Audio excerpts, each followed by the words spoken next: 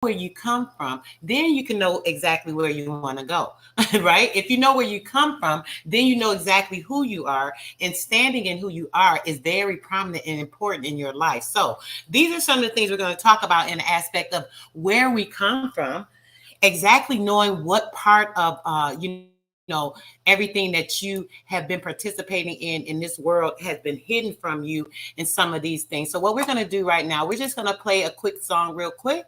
Make sure you guys can get into the atmosphere of what we're going to be talking about today. We're going to listen to a song called Paper Trip by Mr. Trey Ali, guys. So make sure you guys are listening and tuning in for the scheduled program.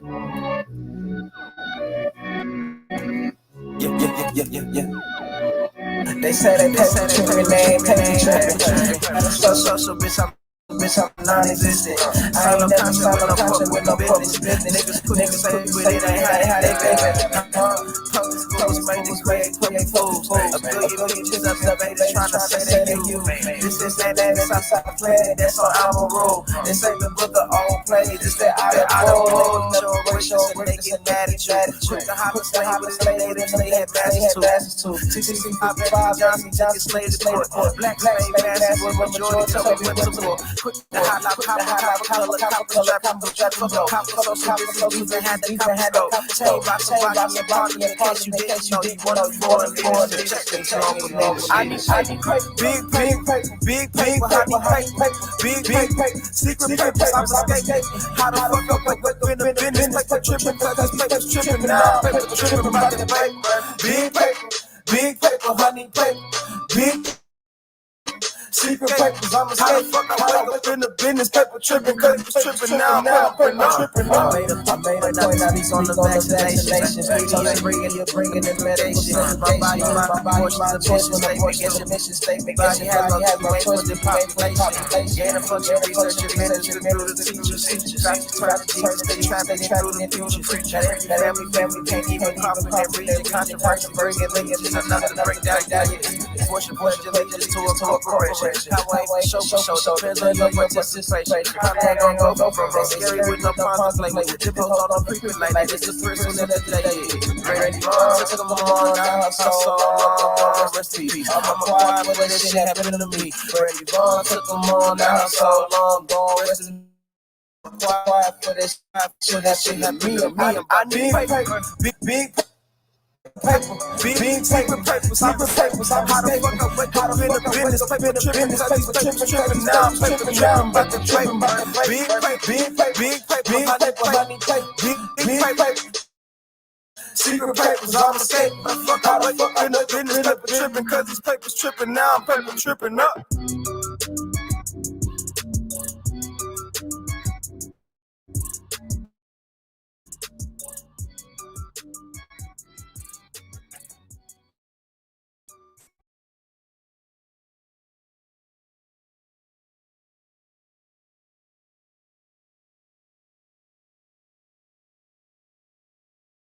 Feedback there, guys. I hope that wasn't too bothersome to you. So sorry about that. Who's mixing that? Not really sure. We had a question about the mix. We want to thank Mr. Trey Ali for his music that he's been contributing to the Aboriginal community, trying to put people into a mind state of thinking, just by putting that tune. When you're listening to music, that frequency hitting your melatonin skin actually does incite extra information into you. Believe it or not, it's a frequency, it's a code. So when you're hearing words and you're absorbing that, it's phenomenal. Chief Holiday, thanks so much for joining us. I'm so excited about our build today, brother. Thanks for joining the platform. How are you? Peace, sis. How are you? Sister Soul, awesome. Lane Radio. Thank you for having me. Peace to you. Peace to you, brother. Peace to your listeners. I want to say peace and paradise to all the American Aborigines. I'm excited to be here too, sis. So thank you. Yes.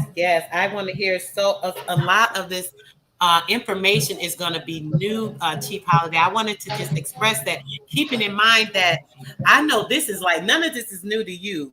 A lot of people are not familiar with what's going on. When they hear this, they hear Indian, they hear Indigenous, they hear Aboriginal, they hear all these different things. So they don't really understand. I know you have a good way to clarify that for people. I wanted to kind of start there, so they'll know exactly what what your plight is. Can you give them a little bit of a background as far as that, brother?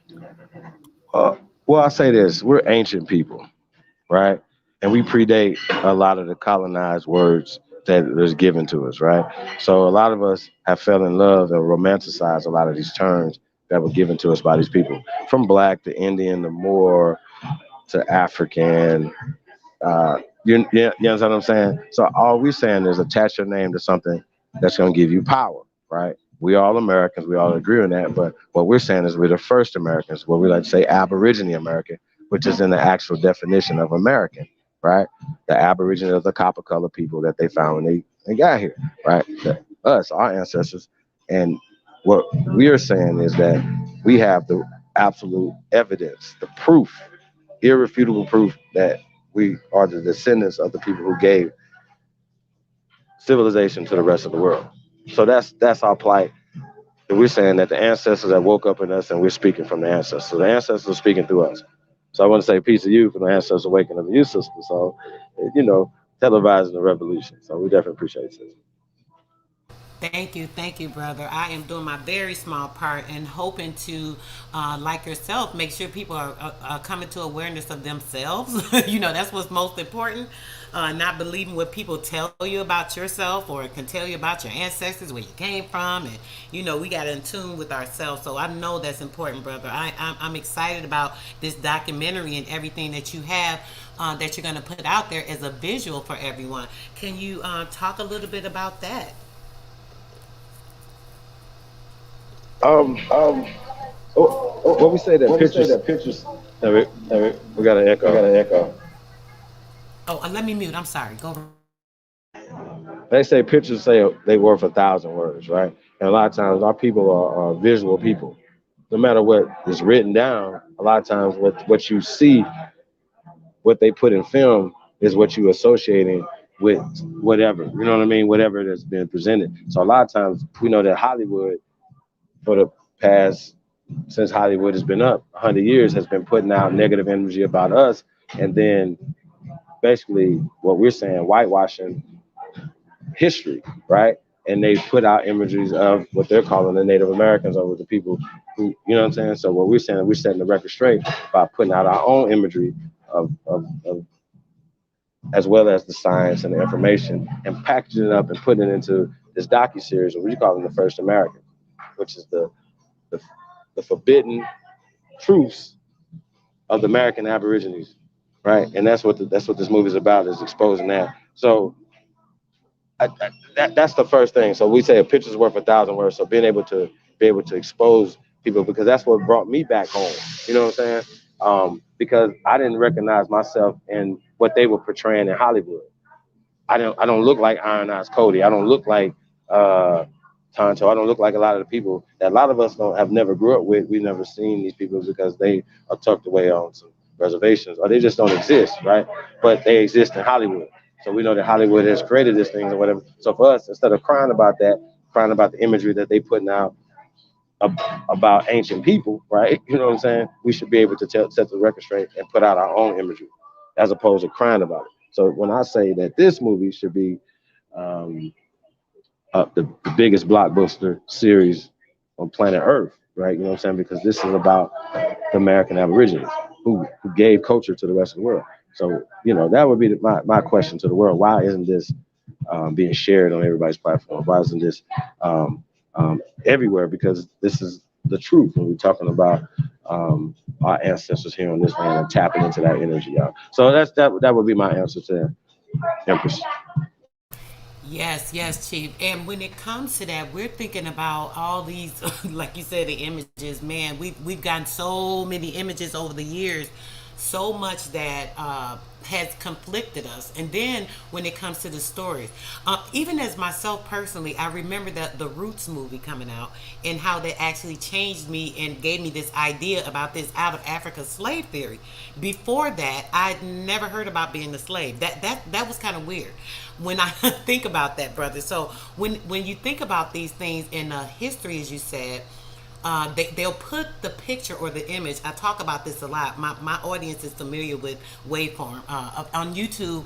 I've been more frequently on YouTube recently, and I believe the waveform is very important because it plays a prominent role in the writing on the brain, or brain mapping certain frequency codes on the mind to make a person believe this is the truth, this is the fact, this is the reality, so on and so forth. So that's what's been going on when it comes to exactly what you're saying. We've seen all these things. There's all these different manipulative tools that are used. The Egyptology, there's timeology, there's the telekinesis, and all of these other things that play a role. And when grouping them together, they're just taking us away from everything that is ourself and putting us into this falsity of what the reality really is, when we don't really understand, because we're taken further and further apart because of these things. So when it comes to that, Chief, how effective is that for you? Or what do you feel about that? Actually, I'll just allow you to elaborate on your thoughts right now. That was a long question. Can you kind of break it down for me a little bit more specific? I'm sorry, Chief. I do that, right? I do that a lot. Don't think it was just you. I do. I'm thinking a lot in my mind. I'm trying to speak quickly so I can allow you to speak more, but I'm thinking things. I was really thinking about your idea on that. You were saying the pictures. You were talking about the pictures. It just made me think about how waveform and this information is put into our mind, and it's like it's written in stone, basically. You know how they say something is written in stone? So it's like it's written in stone in our mind. Everything they told us, all these lies, this story, that story, which are really the story books. These foundations they build in our mind. I just want to know how you feel about as far as like any of that. You were saying that the pictures have played a large role. So what do you mean as far as that? Like, can you elaborate more on that, and how you believe that this will be able to help people in their mind, I guess, to see? I know you mentioned earlier about the pictures. And I may be just talking a bit much, Chief. Excuse me, it's not you. Don't I got you now. Am I getting lost? Look, I'm a talker. We question. haven't talked much. I'm sorry, brother. Well, the psychological damage, right? That has been, the psychological warfare has been waged against our people, started in kindergarten, starts in what they're showing us, right? And is even the narrative that they're telling, right? Because first off, they could say that they found 5 slaves, right? And then in our mind, because of the imagery of slaves, because through roots, right, that we only see ourselves and we raise our hands for slave. That's called psychological warfare. Okay, so the imagery is very important to the psyche. So, and that's what we're saying. In order for us to change that, we have to be able to put out our own imagery, in which is actually the truth, right? So when we're talking about the word slave, the definition of it comes from the Slavonic Slavic people who came to America in chains, who were slaves in Africa, who were in chattel slave in Europe, chattel slavery in Asia, right? For centuries.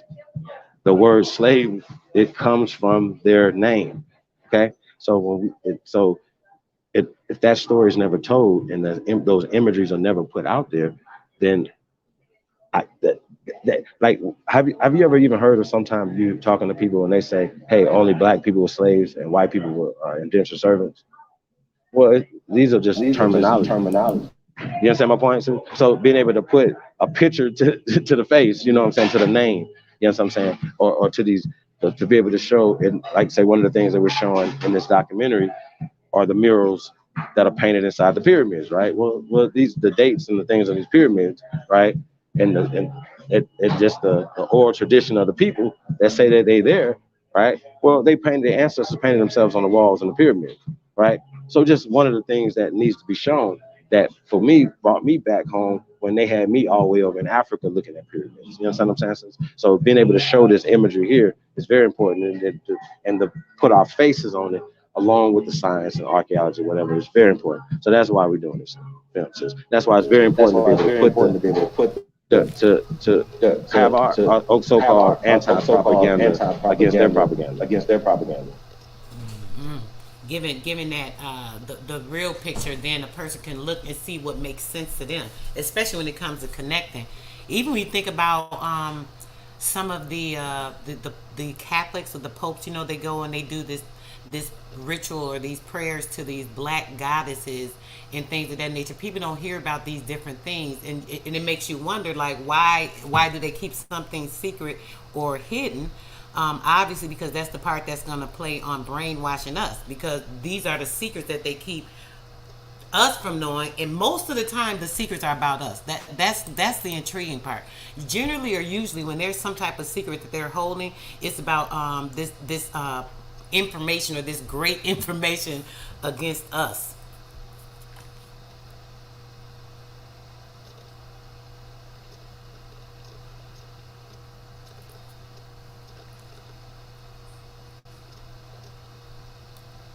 Chief. Yes, I'm here. Yes, I'm here. Oh, I'm sorry. You were Yes. talking. You were talking. Oh, I'm sorry. Yes, I was just saying how it is. You know, it is like a large part of us as well. And I'm getting a little distracted. I'm sorry. Go right ahead, Chief, for what you were saying on it. I wanted to know more about the documentary. Did you want to play it really quickly so that they can see this and at least hear the documentary? Absolutely. Absolutely. All right. Give me a Thank you moment very to get much. that Thank you set very up. much. Yes, definitely.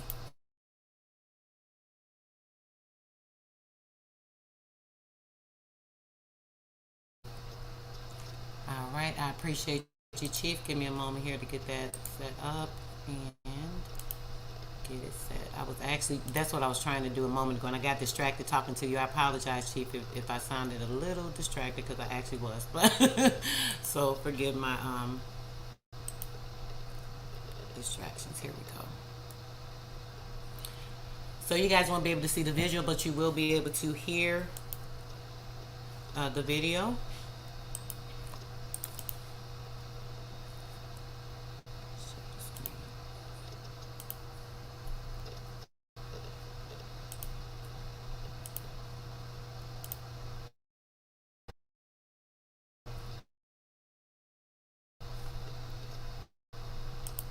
Now play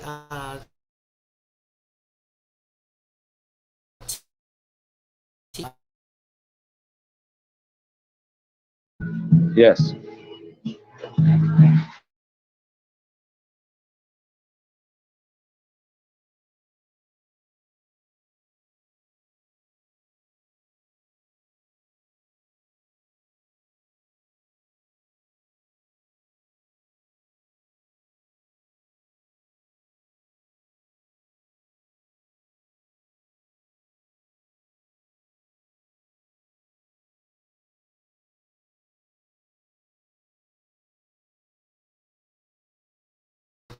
Sorry about that, Chief. I do apologize.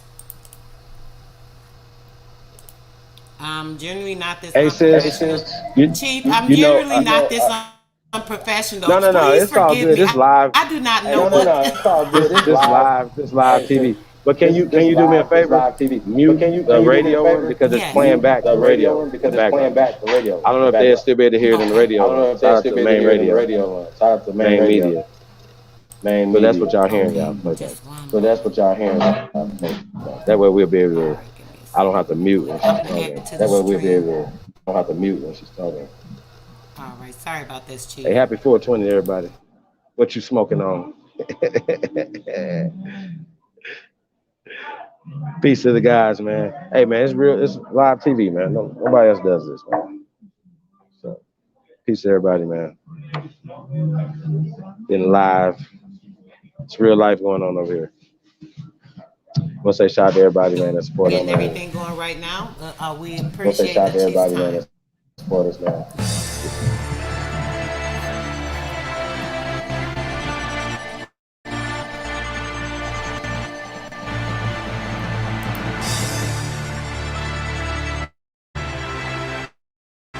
One thing about our community is that we American.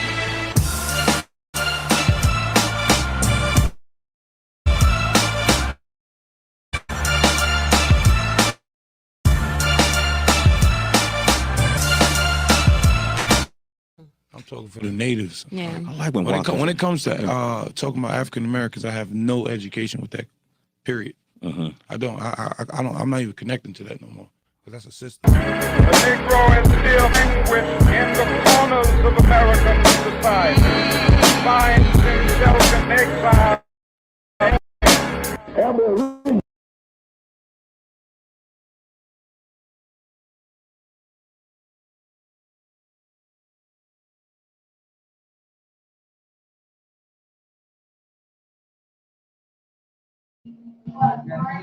Testing. 1 2 1 2. Testing 1 2 1 2. Yes, we are here. I can hear you, Chief, just fine. Yeah, like I said, it's a playback. Let me see if this changed. Let me see if it's changed. Testing. Mic check. How that sound?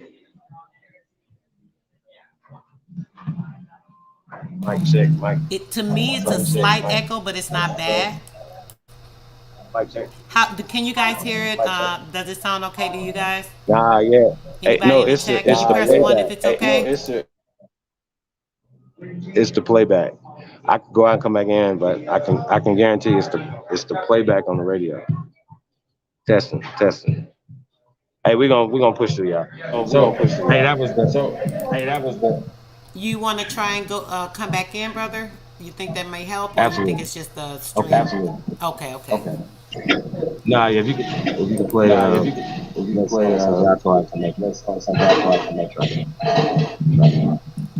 I'm sorry, Chief. This is a really bad. Yeah, if you can play another song. Oh, sure. Give me just a moment, guys. Okay, I'll be right back.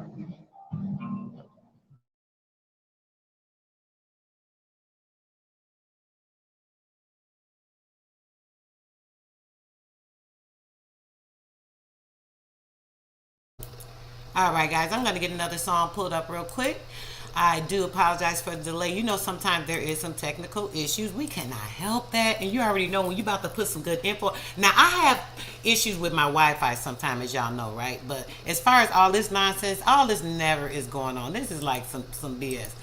Every time you got a word, every time you got something you about to talk about that's, detrimental or putting out some information that, you want somebody to hear, then what happens? Y'all know what happened. Man, it's crazy. Let me see. Let me make sure the Chief ain't in the back. All right, guys, let me get something going for you guys. And let's see. Give me about 2 minutes here.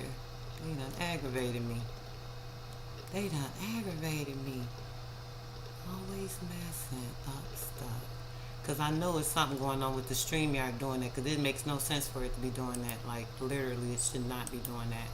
It's completely crazy. You guys know I don't have these type of issues ever. Like, really, it's it's kind of extreme. Let's see what I'm going to play. Alright, guys, we will play... I think I'm going to play some Huey P. I haven't played any Huey P for you guys in a minute. Let's see.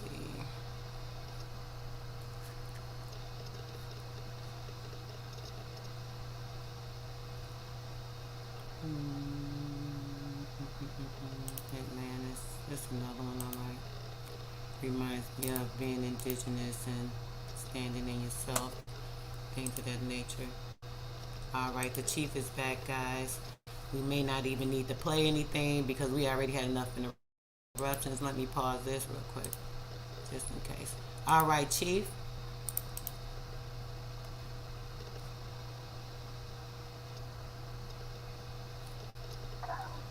How does that sound? Damn it, man. Yeah, it's it is an echo. I'm going to mute Chief. Go ahead and speak on what you were saying with the document. It may be while I'm unmuted is adding to it, so I'll go ahead and mute, and you can go ahead and disclose what you were talking about. I apologize. Okay, yeah, that's what we could just do it like that. We mute back and forth. So yeah, my question to you is the question on the table, question of the century should be who are the first Americans, right? That's the question on the table. So that's the question I got to you. Watching that documentary, what's the first thing that when you seen it that reached out to you, sis? The first thing when I saw it, that it made me think about, yeah, we are the first Americans, and a lot of the things when they talk about all these different Egypt, this and that, a lot of that stuff I know is even here. I'm from Illinois, and I know there's a Cairo, Illinois that looks just like Egypt. So I'm just like wondering, could that have went over there? I mean, who's to say what spread where, when spread how? There's the confusion of the north and the south, up being down, down being up, all these different things because they've switched and fumbled with the map so much. So any of this stuff is questionable. So when we look at the facts of these pictures and the things that you were showing, it immediately makes me think, okay, that's indigenous person that looks like me. So yeah.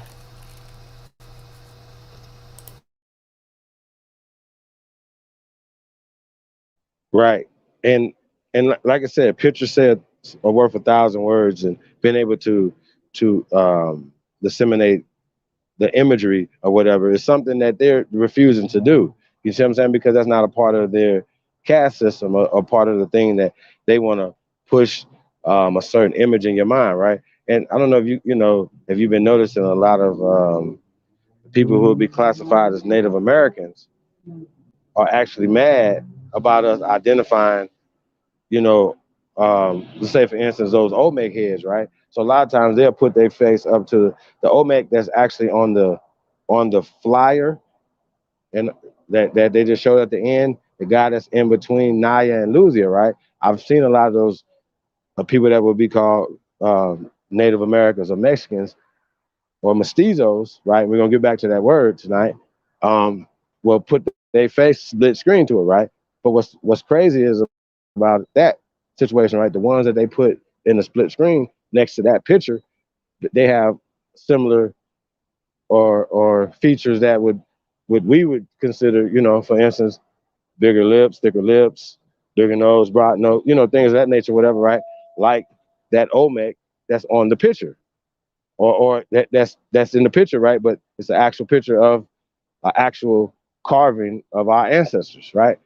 But the crazy part about it, on the back of it, they got locks or cornrows, things that we still wear today and we make fashionable today. You understand what I'm saying? And that they can't achieve at all because they are mixed. Mixed people do not predate the original people.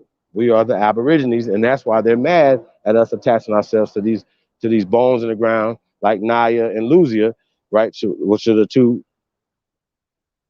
women who have been reconstructed on both sides of the Olmec head, right?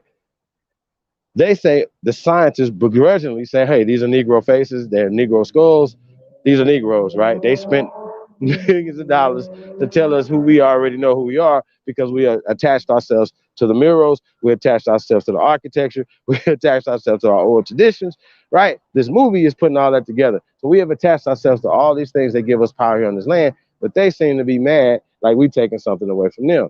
Well, our culture predates them, right?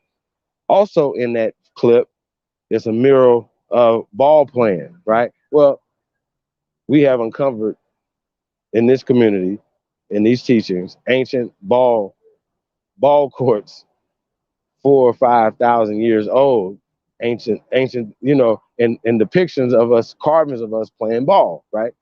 So we are still, that's American culture, right? That we are ancient at doing, right? And we're still good at doing it today. Hence Kyrie Irving, Michael Jordan, all these other guys, right? So this is something we do, but they took ownership of it. So they distribute our talent. They control the talent. That's the problem. See what I'm saying? So not knowing who you are is the reason why we're not building. So we can get into the political side of it, whatever, but right now we're dealing with the identity side of it, right? Knowing who's first in time is first in line. Matter of fact, we are dictating, we should be distributing to the line. You understand what I'm saying? Nobody should be dictating who we are. None of that on this land. And nobody should consider none of these people that they consider presidents of this corporation your leader. You see what I'm saying? Like, I don't understand that concept. People who need leaders, but that's another conversation. So Yeah, you got anything to say that? Because I can go in all day on this. Listen, brother, I'm learning. Listen, I'm listening. I'm all ears. Please elaborate. Just talk about as much of it as you like. I did have a few questions. Some of this stuff you're already answering. I wanted to know like the difference, so people know the difference. Because remember, I had advised you that I didn't really even know the difference. Like I heard indigenous, Native American, Indian. This I'm thinking, oh, it's all the same thing. And you're like, oh no, sister, it ain't the same. I'm like, okay, so those are the things that were kind of impelling me to be familiar with it. What do you when you were asking me earlier, a question came to my mind that about the documentary, seeing just the pictures in itself with the clip. Of course, like I gave you my thoughts on it. Is there anything that you wanted to particularly put in the mind frame of people? Like, is there anything like maybe it shows as far as like those ties, like I was saying, how the Cairo, I know there's a Cairo, Illinois, and will it give people places that are here to show us, like the comparisons between like those type of places, how they try to make everything seem Egypt or this or that, you know what I mean? If I'm asking that right, Chief, please let me know. But do you understand what I'm asking you? I could be Absolutely, I absolutely know what you're talking about. absolutely know what you're talking about. Okay. Well, the clip The clip in the trailer. in the trailer. Hello, I'm going to let you mute. I'm going to let you mute. Oh, I'm sorry. No, that's okay. Okay, so in the clip, you say you're from Illinois, right? And you talk about Cairo and that nature. Well, in that clip, that was showing in that area, it's called Cahokia.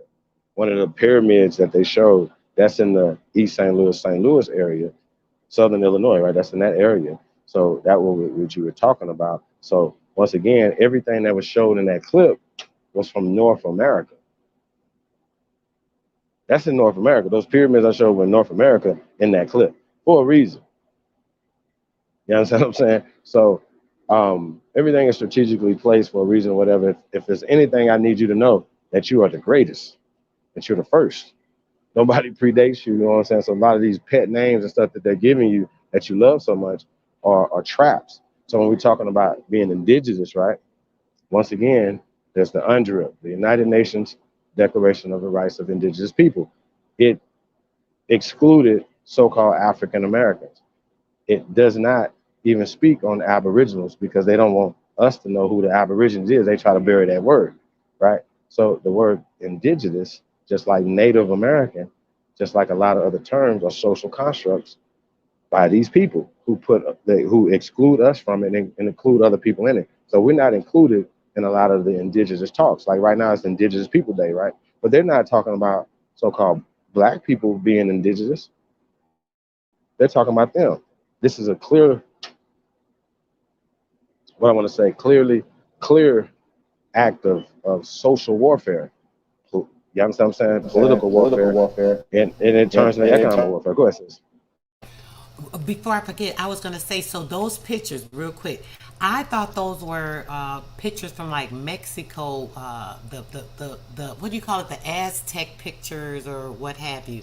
Isn't that like here as well? I've heard that that's part of like Canada or is that exactly where North America? You said it's North America. Where is North America? I'm not really good with geography, just for my own curiosity. Well, like I said, that particular pyramid right there was was Illinois and Cahokia. Oh, And Mexico is North America. Okay, and Mexico is North America. Okay. So that's where here near Texas. So I recently moved to Texas, and Mexico is like very very close. Is that north? That's not the same North America, right? Because there's a Mexico that's part of America, and then the so-called separate entity or part is a different country. Is that right? Or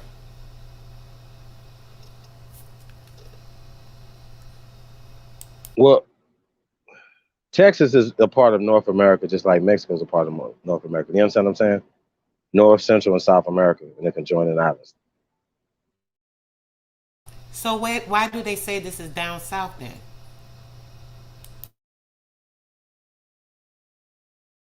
I mean, if we in Detroit, You know, they got south side of Detroit, right? South side of Chicago, right? You're in the south there, right? So just that's kind of like a what I want to say. You know, you understand what I'm saying? Just depending on where you at in the location to being in the south, what you call in the south. But the south part of Texas is still North America. It's like Mexico is still North America. Okay, so okay. But what I was saying though, that actual image of that actual pyramid is in Illinois. So it's not in North America like I was thinking it was. So it is definitely a deceptive thought when you think about it, because I'm thinking that's one of those pictures.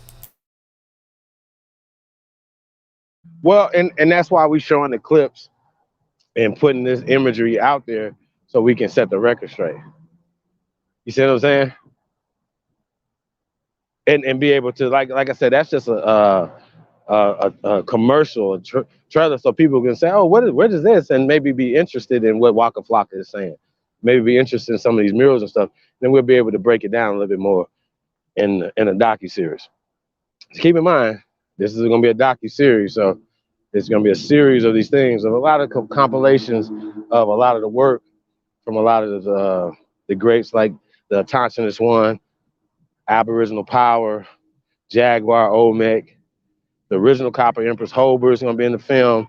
Aboriginal TV is going to be in the film. Matriarch Express is going to be in the film. Shout out to the Nevilles. Shout out Chief Son Al. Shout out to all the power movers. Chief Kalinago is in the film. Medicine Man is gonna be in the film. Just to name a few. Like I said, a lot of superheroes gonna be in this film, y'all. You know what I'm saying? I want to say shout out to Miss Gretchen Helm, the Tasco, the CEO. A lot of hard work behind the scenes, y'all. A lot of unsung heroes, man. So a lot of heroes are working and sheroes are working behind the scenes on this film, y'all. So I want to say salute to everybody. I got Truth. I'm gonna be on Truth on the 13th. I think that's next, right? I think we're gonna be on. We're gonna be on Copper Empress Hovers tomorrow night. So we making our rounds on this media blitz. Like I said, we want to show love to the people. So love to other platforms. You know what I'm saying? Just because we all we got, y'all. We supposed to be working together. Right. And that's why another I big up the brother Kwame Brown, because he didn't have to put that hat on his head the first time. Y'all follow me? Let alone come back the second time, whatever, and wear it out in this ensemble. so yeah, man, that's, like I said, man, we just working hard over here to keep pushing the culture forward and waking up the ancestors and all y'all, man. Y'all know the truth. You don't need a book to tell you nothing. But like I said, these reasons why we create these shows, and you having a radio show and interviewing a lot of the great people that you're interviewing, you know what I'm saying, and pushing the culture, whatever. That's what it's about, bringing the truth to our people and enlightening our people. So we're just utilizing the mediums that our people are digesting. You know what I mean? So you're gonna see books. Y'all see our cartoons that we developing. You know what I mean? If we win, we all win. And so that's how that works. Makes so much sense. Makes a whole bunch of sense. We all win. That's right.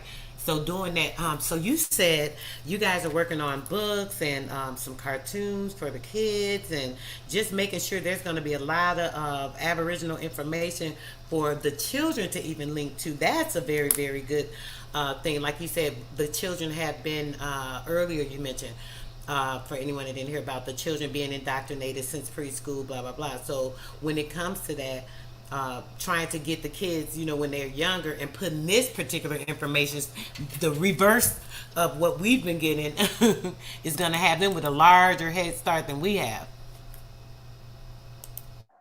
Absolutely. Because, we breaking that mindset. Could you ever imagine being homeschooled as a kid? Was that even an option? Think about it. Right. You see what I'm saying? Like that's not even an option. That's not even how we were even programmed, even when we were growing up, as far as watching A Different World and the Cosby Show. They was like, this is success right here. This is what you're supposed to do. You're not even successful to the eyes of your parents and stuff like that, right? So they sent me to school to be indoctrinated away from this land and my people. Then they wonder why I came home like, hey, we Zulu, you know what I'm saying? Trying to connect to the motherland. Not knowing that we standing on great grandmama. You know what I'm saying? So that's the problem, man. That we have been the value sets have been put that has been programmed, and that's a part of the colonization of our mindset. Yes, Chief. Yes, you're right. You're right. Absolutely. Do you mind if I do a couple of these mentions, Chief, real quick? Just on the air, real quick, guys. Absolutely. Yes, we're streaming, guys, on YouTube, as I stated earlier, and right now we have a couple of things I want to mention. If you guys would like to purchase some Aboriginal merchandise, I'm going to give you some things that have been listed in the chat here. We have purchased merchandise from the SuPreme Chief Collection at Wear capital WEARE 2am.com, capital WEARE2am.com, and American Aboriginalshoes.com. That's American AmericanAboriginalshoes.com. And we also have information for another site you guys can check out for some Aboriginal information, finding out about things that are important, as far as, like, just linking and getting some gear. Just support the Black, even if you don't understand what's going on. Why not support someone that is the same color as you? That's just my thought on it. And I'm sorry, it's nothing against anybody else. I love all you guys that's listening. Nothing against anybody else, but I do believe in supporting our people. So you guys know that about me. And if not, you can also order from the when you order, you'll get some free shipping if you guys order it now. Okay, and make sure that you guys are subscribing to one more, guys. Give me a moment. IDGAF Sports and News channel. You'll be able to get all kind of information on things that are pertaining to the Aboriginal era. So just make sure you're checking it out. You also, I have some information as well in the chat. I'll have to pull that up in just a minute, guys, so we can be able to talk about what you were saying, Chief. I'll get back to that before we end the show. Go ahead, Chief. I'm so sorry about that. I wanted to just mention a few things that were there that they're not aware of. Go ahead. Oh yeah, definitely. Thank you on that. We definitely appreciate that. Like I said, man, support your own, man. Love who love you. Yeah, I know, brother, leave a son. When we talk about walk like a god, the American Aboriginal Shoes, a couple of years now. You know what I mean? So we definitely appreciate all the support that we get from everybody. You know what I mean? But once again, we don't see the value in our shoes, for instance. We see the value in the Balenciagas. We see the value in this. And that's just not just this community. It's just us in general, right? You know what I'm saying? Unless they say that is the value, unless they put it on ABC and say, hey, you guys should go watch this movie, or you guys should go wear these shoes, or you guys should do these things. But once again, that's them controlling the flow. They control the distribution of it. And they're not going to put it out unless they control it. And that's the problem that we're having. And when you say supporting your own, when you're doing business, you want to do business with everybody, right? That has nothing to do with it, but nobody's going to do business with people that, like, outside of their own community, so to speak. The Jewish community are going to do business with the Jewish community first, and then they'll do something with somebody else. Asian community are going to do business with their own self. No matter what, they keep within their own circle, doing business to build their shit up on our land, off us. Like, come on, like, we have the numbers and all of the stuff. We're the biggest consumers, but we're not consuming nothing from each other. So I don't understand that part. So if it's something, obviously, that it's about the culture and pushing the culture forward or whatever, we definitely appreciate all the love that we get with that. You dig what I'm saying? So that's all. They'll support somebody else, brother. Think that what they have to offer is valuable. Like you said, they're say this fashion or this style or whatever the case may be, what's popular. But they'll see some of my brother. Oh, that nigga done made this. I'm gonna pay for that. I'm sorry to say it like that, but that's how it be a lot of times. People are less apt to support each other. And then they will other people. They'll do it. You know what I'm saying? It's sad to say, but it's the truth. And I see it all the time. I tell you this though, ain't nothing more fly than somebody stopping you and asking you about, hey, what's that Aboriginal you got on there? Asking you about your stuff and then being able to engage in the conversation with them just based off of a T-shirt that you're wearing or a hat that you're wearing. Like I said, shout out to Big Kwame Brown, man. We are 2am.com. Wake up, wake up, wake up. It's time. We are 2am. We are 2am.com. And tap in, y'all. Like I said, that's up to you. We can't tell nobody what to do. Tap in. You know what I'm saying? We can't tell you guys, what to do, in that regard or whatever. But once again, we gotta start supporting each other, and start building like that. So we're talking about with builders. We're talking about the Only Builders Club that we have launched. We're gonna be talking about that a little bit more in the coming weeks. Explaining what the Only Builders is. If you're interested in that, it's like Only Builders 2022 at gmail.com, or just hit me up at chiefholiday@gmail.com. Hit the sisters up there, put it in the chat room. You guys see it in there. We're gonna show you we're gonna show you some real building going on. Is that we can't sit around and just keep telling people, oh well, we just built all these mounds, we built all this old shit that ain't making no money for us because they still charging you to get in the motherfucker, so they own it, right? It's on their land that they own, whatever, right? So it's important for us to tap into that, but only as from a standpoint if you're going to do something about it, right? If you're going to start building in your community, where you at? See, y'all understand what I'm saying? Because if they cut YouTube off tomorrow, ain't nothing we can do. Say that, brother. Say that part, brother. Say that. What y'all talking about? Saying that. Oh shit. Talking about YouTube. You know what I'm saying?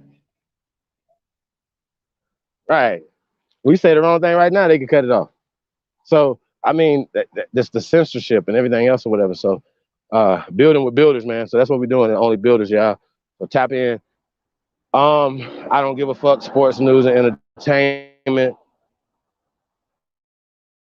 Y'all didn't know we've been doing that the whole time. Barbershop talk, just the different things that we bring in as far as talk, as far as the fellas and all the things that we talk. But the music, you know what I'm saying, just interjecting Aboriginal culture and Aboriginal vibrations into the music. Whether it's King Azir and y'all know about the infamous Trey Ali, but it's the other brothers that'll see, oh shit, you know what I'm saying, I can put some of this stuff in my bars too, because I know about that. You know what I'm saying? Like I never think I've heard Waka Flocka say anything in any of his songs, but in his interview, this is what he's talking about. That's what we're talking about, being able to use his platform to be able to push it. Kevin Gates, be able to use his platform to be able to push the culture forward. Kyrie Irving, be able to use his platform to push the culture forward. You understand what I'm saying? So that's what it's really about. We predate the mestizo, okay? So even so-called Native Americans are mestizos, and they are part of the caste system. And you understand what I'm saying? So a lot of times these words and these things and these movies and these imageries and books, even in school, they try to push a pale agenda, right?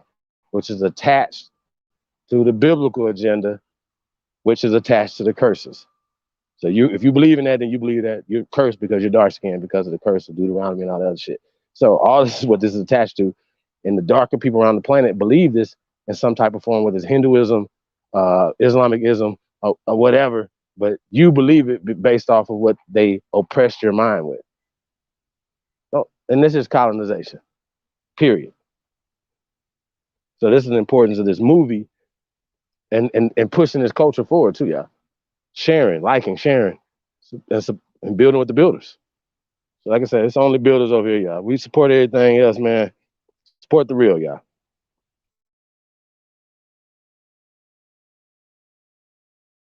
That's right. We got to support each other. We don't get enough support, brother. I don't know why people don't understand.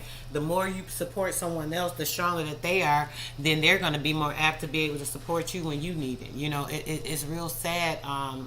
Someone was saying something earlier in the chat about one of the dislikes. I'm like, the dislike was there before it started, bro. I swear before the chat even started, when I got ready to go in, I'm like, who disliked it and we ain't even started yet? You know, I just laughed it off because it'd be funny to me. It's like, it's so sad. You know, I know certain people have problems with things that I say or the things that I talk about. Even if you don't agree with a person, it doesn't matter. Support that that person is trying to do the right thing. Everybody's not going to be 100% right on what they're doing or even what they're feeling or thinking. You know what I'm saying? I don't profess to be the all knowing of everything.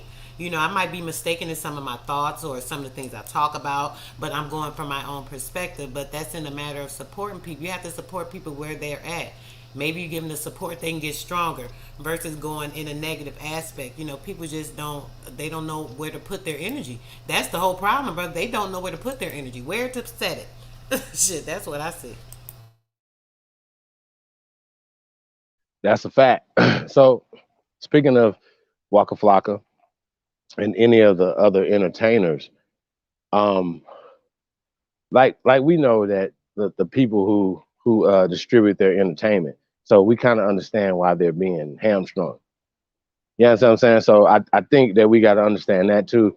But when you talk about and once again, when we talk about sports, news, and entertainment, Dave Chappelle is kind of entertainment and news at the same time, but it's political as well. See what I'm saying? So which makes it relevant to the culture, whatever we're talking about. So if they can censor him, they can censor us even more. We've been shadow banned, censored, and everything else. So why wouldn't they be able to do that even more to us, trying to reveal the truth?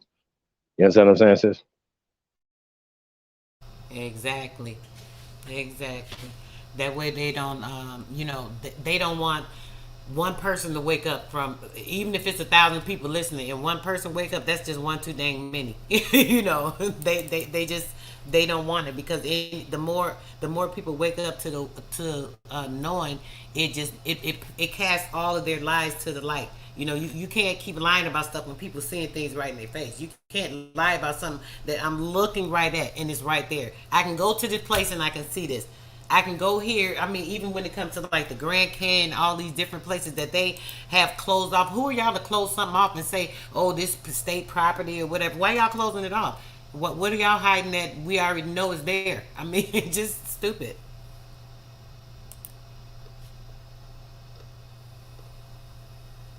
That's a fact.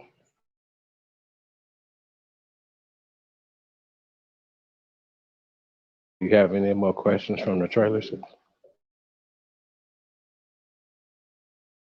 Not too much about the trailer, brother, because it just leads you to wonder. You didn't give away too much. It just make you anxious to see it. That's all I know.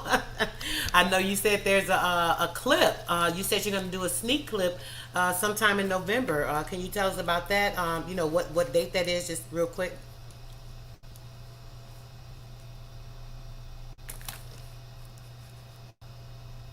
Well, we're gonna be looking to do some. We're launching a tour,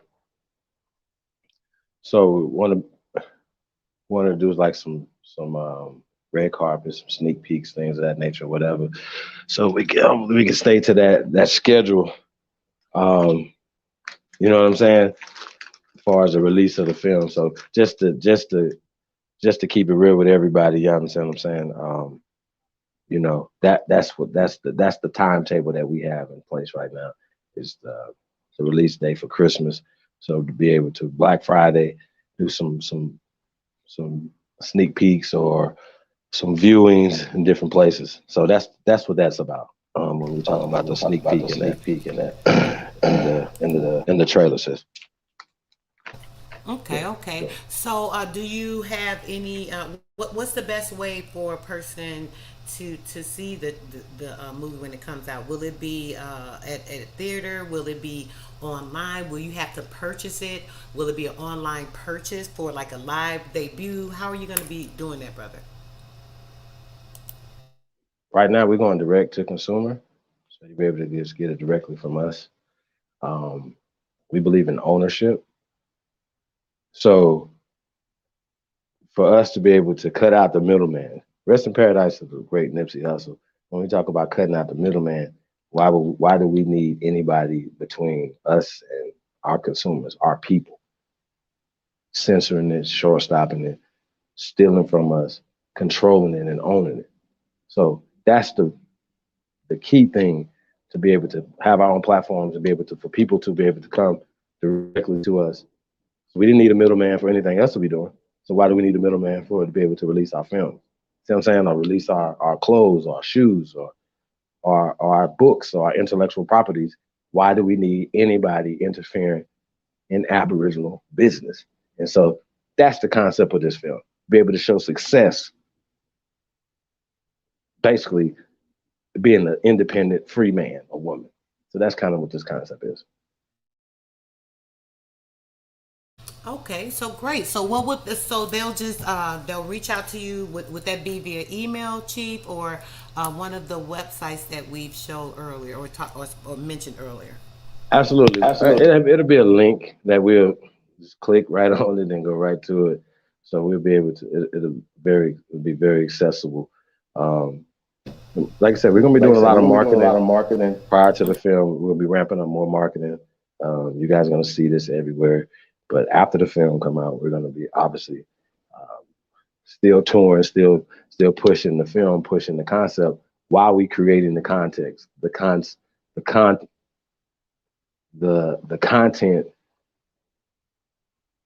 for our film series. You understand what I'm saying? So this is the concept of this film. This is organic. It's grassroots, and this is the people's film. So this is just not my film. I'm just a vessel. Okay, I get it, brother. So basically, there'll be a couple of different ways depending on how you guys want to distribute it. You'll make it easily accessible to the public, guys. You'll be able to either click on a link, purchase a link, or whatever the case may be, but it will not be available until that time. So basically, guys, what we'll be doing, we'll be getting back to you guys with that information. We will be continuing on StreamYard for just a few more minutes. I don't know how much longer the Chief has, but we'll be ending the show right now, guys. Thanks so much for tuning in to the main radio, and make sure you guys are listening for more information on the Chief's debut of and the documentary, so that you guys can get all the information on how you'll be able to purchase the link, or link into the visuals of the video. So stay tuned to information. Possibly we'll have the Chief join us again for another video on the main radio, and hopefully we won't have as many interruptions as we had earlier, and he'll be able to elaborate a lot more on what's going on, and we'll have more information as far as that. So we'll set that up hopefully. So thanks so much, guys, for tuning in to Sister Souls Talk About It segment on the main radio. Make sure you guys are tuning in 6 p.m. Central Standard Time each and every Wednesday and Sunday. You know that I'm going to be bringing you guys a lot of information, some that's going to be pertinent to you. I know I haven't talked about a lot of health stuff lately, guys, but I'm definitely going to get into that. Hopefully, I'll be able to in the next month, we'll be doing some intel information, because I know this weather is going on. We got all this other stuff going on, and I want you guys to keep your immune system up. So you should be very privy to that information, guys, but I'm going to make sure that we get that going. So thanks so much for tuning in. Chief, do you have any last words that you wanted to say to our audience before we're out of the station right now? Okay. Well, yeah, man. Okay. I can say thanks to main radio and main media for having us. Tap in if you come over on YouTube, the Sister Soul YouTube channel, and if you haven't subscribed to Supreme Chief Holiday or I Don't Give a Fuck Sports News Entertainment, please do tap in with us. Support us. We support. Like I said, we open. We welcome over here to all great thinkers and people who want the truth. You know what I'm saying? So that's what this is about.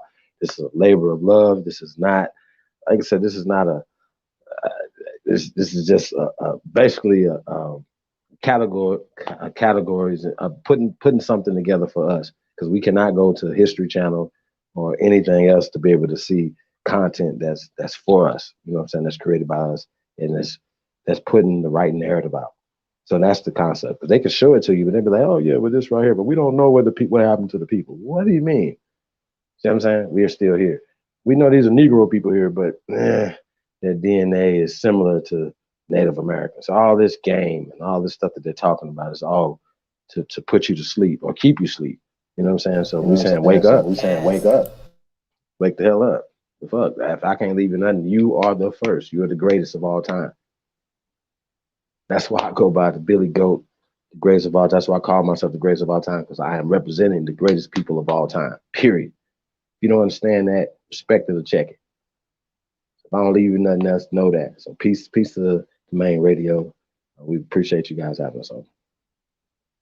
Definitely, Chief. Thanks so much. So yes, guys, make sure you guys are subscribing on YouTube to Supreme Chief Holiday and I Don't Give a Fuck News. That is basically what it is. And we are out. Make sure you guys are tuning in Wednesday. And if you want to, come on over to Sister Soul on YouTube and finish out this. All right, we're out. Yes, Chief. Thanks so much. I don't know how much more time you have. We are still live on YouTube, but we can continue the conversation. I do appreciate your time, so it's up to you.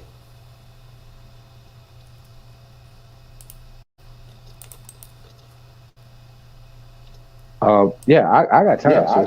Let's get it. So, any more questions? Any questions from the audience?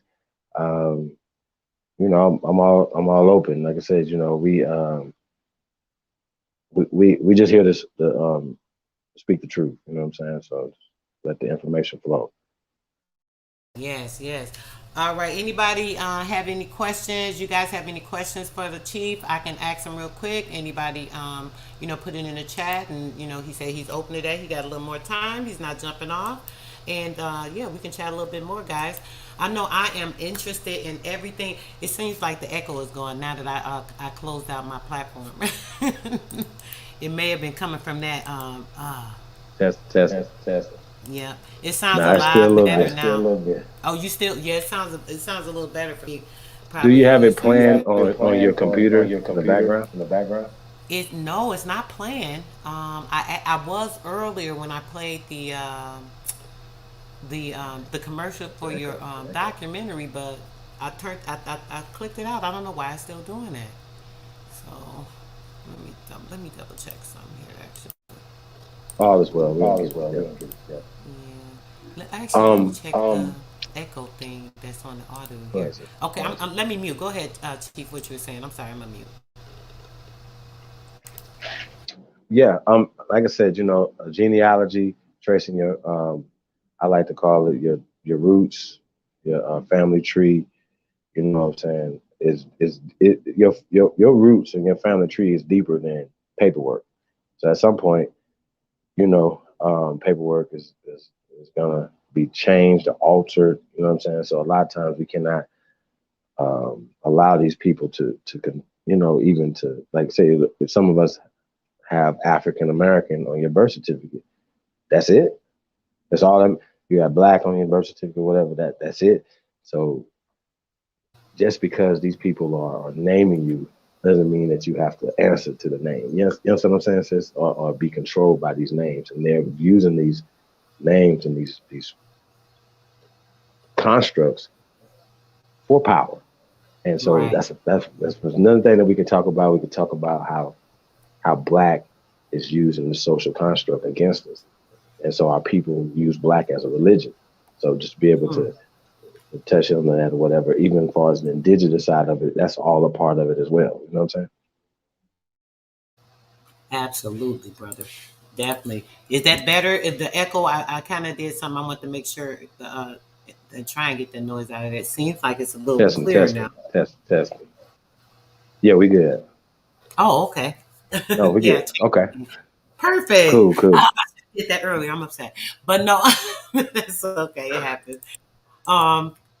So yeah, Chief, I'm just excited about all of this. So you said in November or around that time, you're going to be talking a little bit more about the information. I really want to see this preview. I wanted to ask you about. Can you tell us about your thoughts on this African thing? I know you talk about it a lot on other platforms, but for me. Can you give the information as far as like why they try to tie us into the African thing? I know, as far as like, trying to put the land or putting you here, taking you from there and all that. Can you elaborate on that a little bit, Chief, as far as like why they try to say, oh, y'all from Africa and, and all this other stuff? Well, it's simple, to take us away from this land. They competing for our resource. They competing for the land. So if I could get you to if I consume everything I'm giving you, right? Your spirituality, your food, your education, right? I'm controlling you. You paying me. I'm taxing you. I'm regulating you. So this is what they have done. So by telling us that we're from Africa is a part of the CIA, right? GIP program. It's called the Ghetto Informant Program. Right now, this is not talked about in the Black Power circles because they're a part of GIP. They're part of the Ghetto Informant Program. This is a real funded organization that's funded by the taxpayers' dollars, right? So I don't know how much Biden is getting, but I know Trump had increased it to like $88 billion. Okay.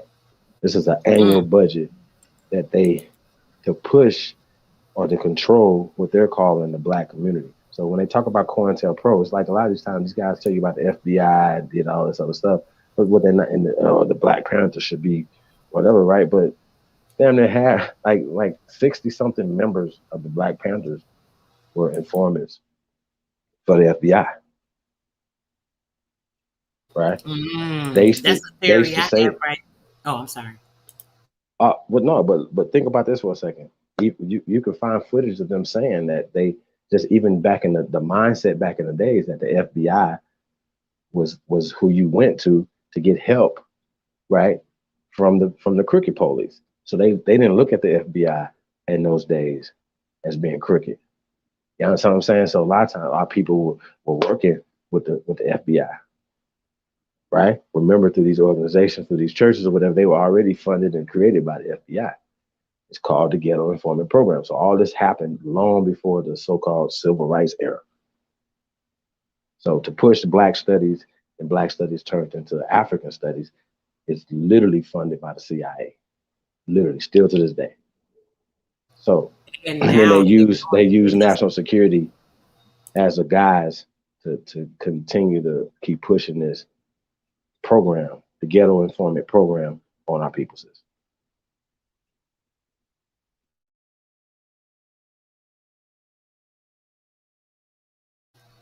And I believe they do it consistently now, brother, with like certain people with platforms, and these people have been planted like years. Been in the community. People think they're in the like so-called the conscious community. Before there started being like different communities of like Moors or Aboriginals or this or that.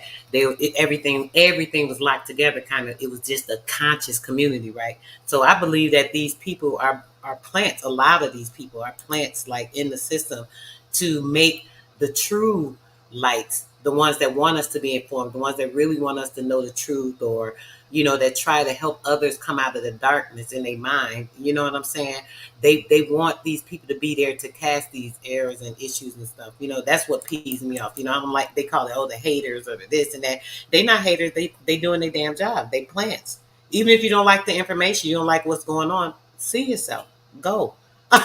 You act just like you're at someone's home and don't appreciate the environment. You get up, you walk out the door, and you keep it moving, and you don't come back. I don't know how hard it is. Why have negative things to say? Sit around, ooh, they house dirty, or ooh, she brought me this cup and this nasty. Listen, if I go and the couch is dirty and I know I don't want to sit down, I'm gonna find an excuse to leave. I'm not gonna be rude. I'm gonna just be gone. I don't have nothing to say. You understand me? So I don't. It's intentional. It has to be intentional. At least 70% of the time, it's a plant, brother. I really feel that.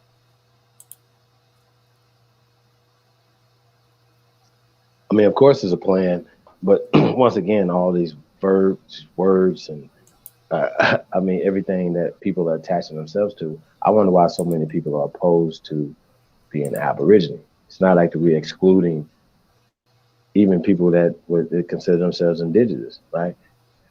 Or natives, or Pan Africans. Even if you consider yourself an African American, right? even though African and American that doesn't necessarily exist unless you have dual citizenship, right? It's interesting how a person can come from the continent of Africa and wouldn't consider themselves African Americans, but they designate that for us. I think that's kind of interesting when we don't have any connection to Africa. You know what I'm saying? Other than the Fantasy Island Kunta story, right? Which is attached, which has been verified being a plagiarized fictional story, right?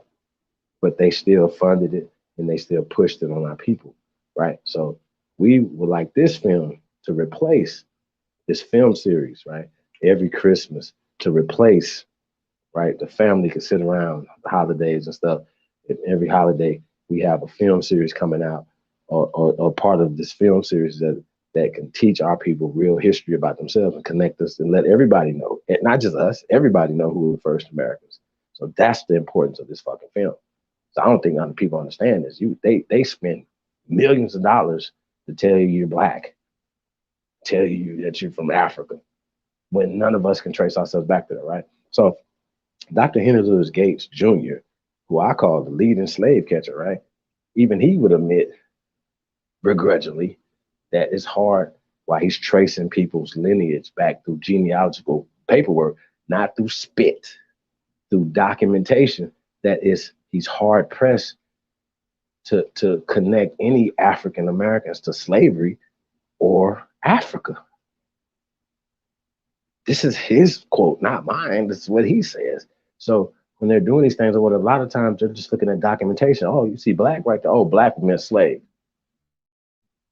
Oh, black meant Africa. See what I'm saying? So that's the danger of allowing these people to educate us and to continue to consume their institutions. You know what I'm saying? Their propaganda. Because then you turn around and say, oh, well, black people are only slaves. White people, slaves aren't slaves. What? It doesn't make any sense. And then you only internalize to yourself as the negative person. You see what I'm saying? Even you see it negative. You see us as negative. You know what I mean? Right. So that's the psychological damage that's been done to us. It's being done to us as we speak by these people, by them being able to control what we consume, everything that we consume. So a lot of us think like them. So it's no wonder we would support shit that would be detrimental to us because you ultimately hate yourself. That is the crazy part of it, brother. I know I talk about it a lot and said, oh, no, you didn't do anything. I was gonna just say that on what you're saying, what we're consuming, right? That really is a huge thing.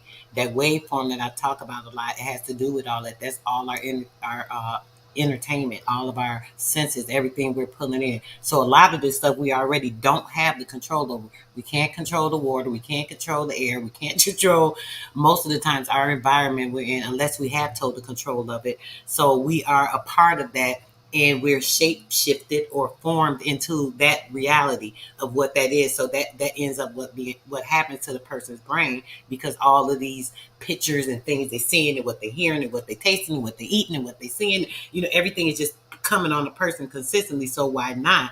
If you know these things, you have to take it upon yourself to say, now I'm going to change some of this. I got to turn this around and maybe start doing this, doing the things that are going to be beneficial with staying around people like-minded. I know, oh, these people are about building a nation. These people are about trying to build a community. These people are about our people being a better place. They're not just a self, oh, what can I do for me, me, me? It's fine to think about yourself. You got to be in a position to help others.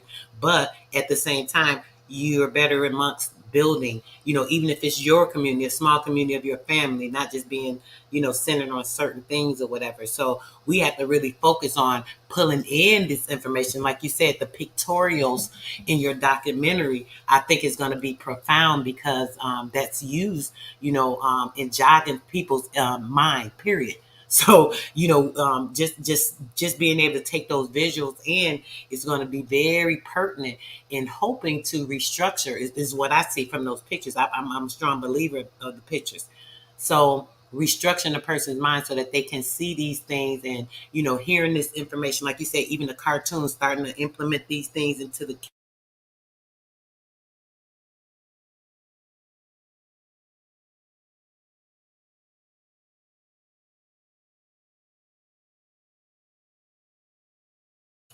cartoons, and we got this book out now.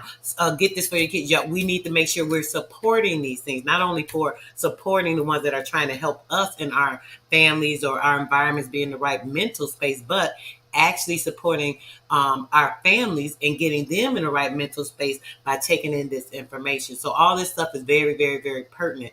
And I really, really appreciate you, Chief. I know you've been around like from the beginning of a lot of the indigenous. I've heard your name mentioned from other people in personal conversations about, you know, the things you've been doing as far as like putting the word out in the community, other people hearing and gravitating to it, and, you know, the community growing, and, you know, other people inputting and them putting in their thoughts, and, you know, them putting in their platforms and them growing. And so the community itself, for Aboriginal being bigger, you know, because of you guys pulling together. So I just think it's phenomenal what you're doing, and you guys doing it together for all of us, you know, us that are very new to this information, even of knowing of ourselves when it comes to all this stuff. You know what I'm saying? So I'm very appreciative to that, Chief, you and everyone else that helped you with this documentary, as far as the people that are in it or what have you. Could you mention that again? You said there are a few people that we are in tune with now. Could you mention again, Chief, the people that you said that were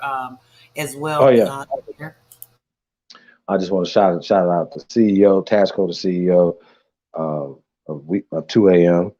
She's definitely putting in a lot of work, y'all, behind the scenes. We don't get no sleep over here, man. So we go hard too, man, and we push each other to the limits, man. So y'all know Miss Gretchen Helm. She go hard in the paint all the time. Y'all see her. Be like, I know y'all be like, does she get any sleep? You know what I mean? So and not only that, the stuff that you guys see, but the stuff that you guys don't see. You know, Libra Son, you know what I'm saying, also behind the scenes doing a bunch of work. So another person is contributing to this film. We're just talking about the First American Council, and obviously, you know, like I said, a lot of the personalities from Aboriginal Power, the Conscious One, the original Copper Empress Hobart, Chief Kalinago, Medicine Man. You guys never know. You might see Dane Calloway in the film.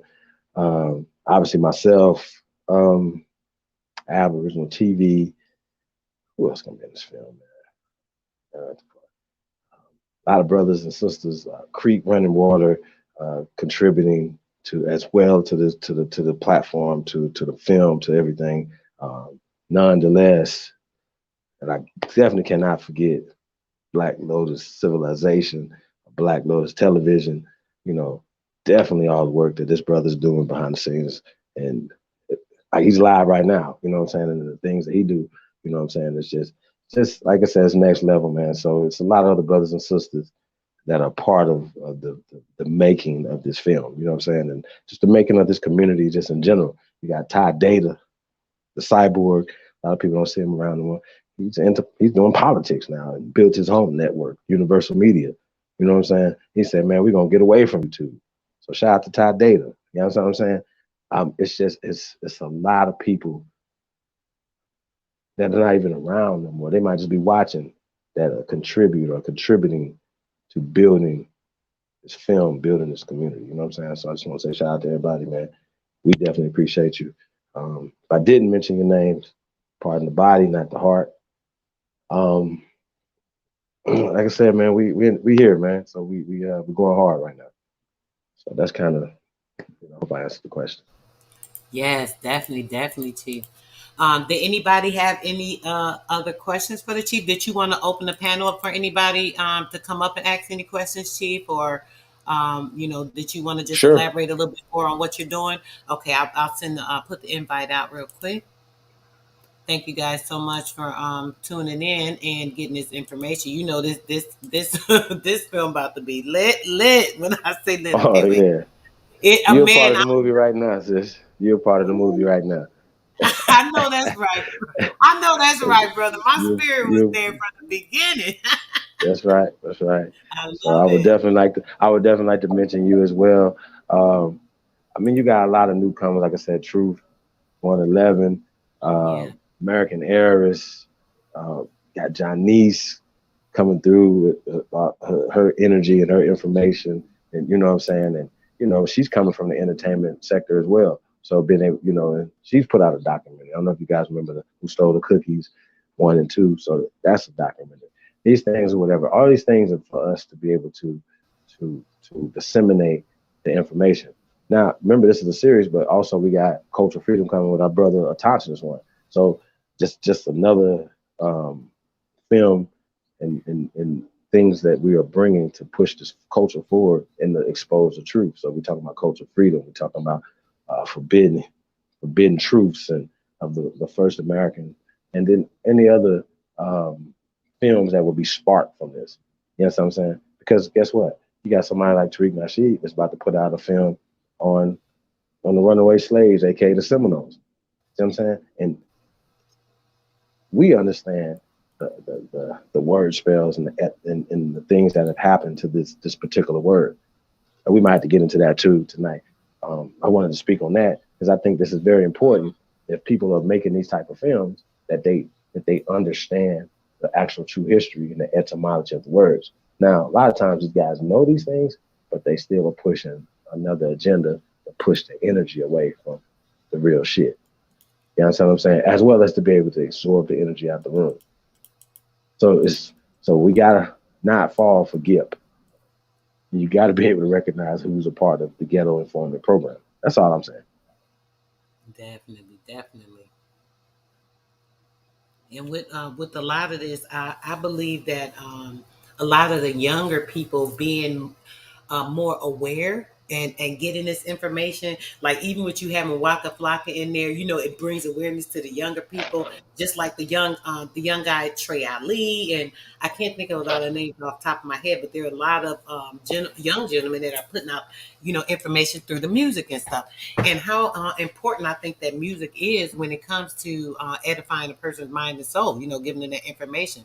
What do you your thoughts on that, Chief, with the music itself? Well, I was retired from the music business. I retired in like 2012 because I was disgruntled with the business and disgruntled with now keep in mind, up until 2012 I had been in the professionally in the music business over 20 years. So when I retired, you know, it was just I went to radio, went back to radio, and then into podcasting, right, into YouTube and stuff like that. I was just disgruntled with, you know, still love music and still creating music and still doing stuff, but not participating in the business of it, right? Not managing people and stuff like that. So coming into 2020, I came out of retirement. Shout out to Ty Data once again, forming our own network. We were like being able to have to bring content, being able to, you know, say, okay, we needed to change the demographics or to have an outreach for the youth.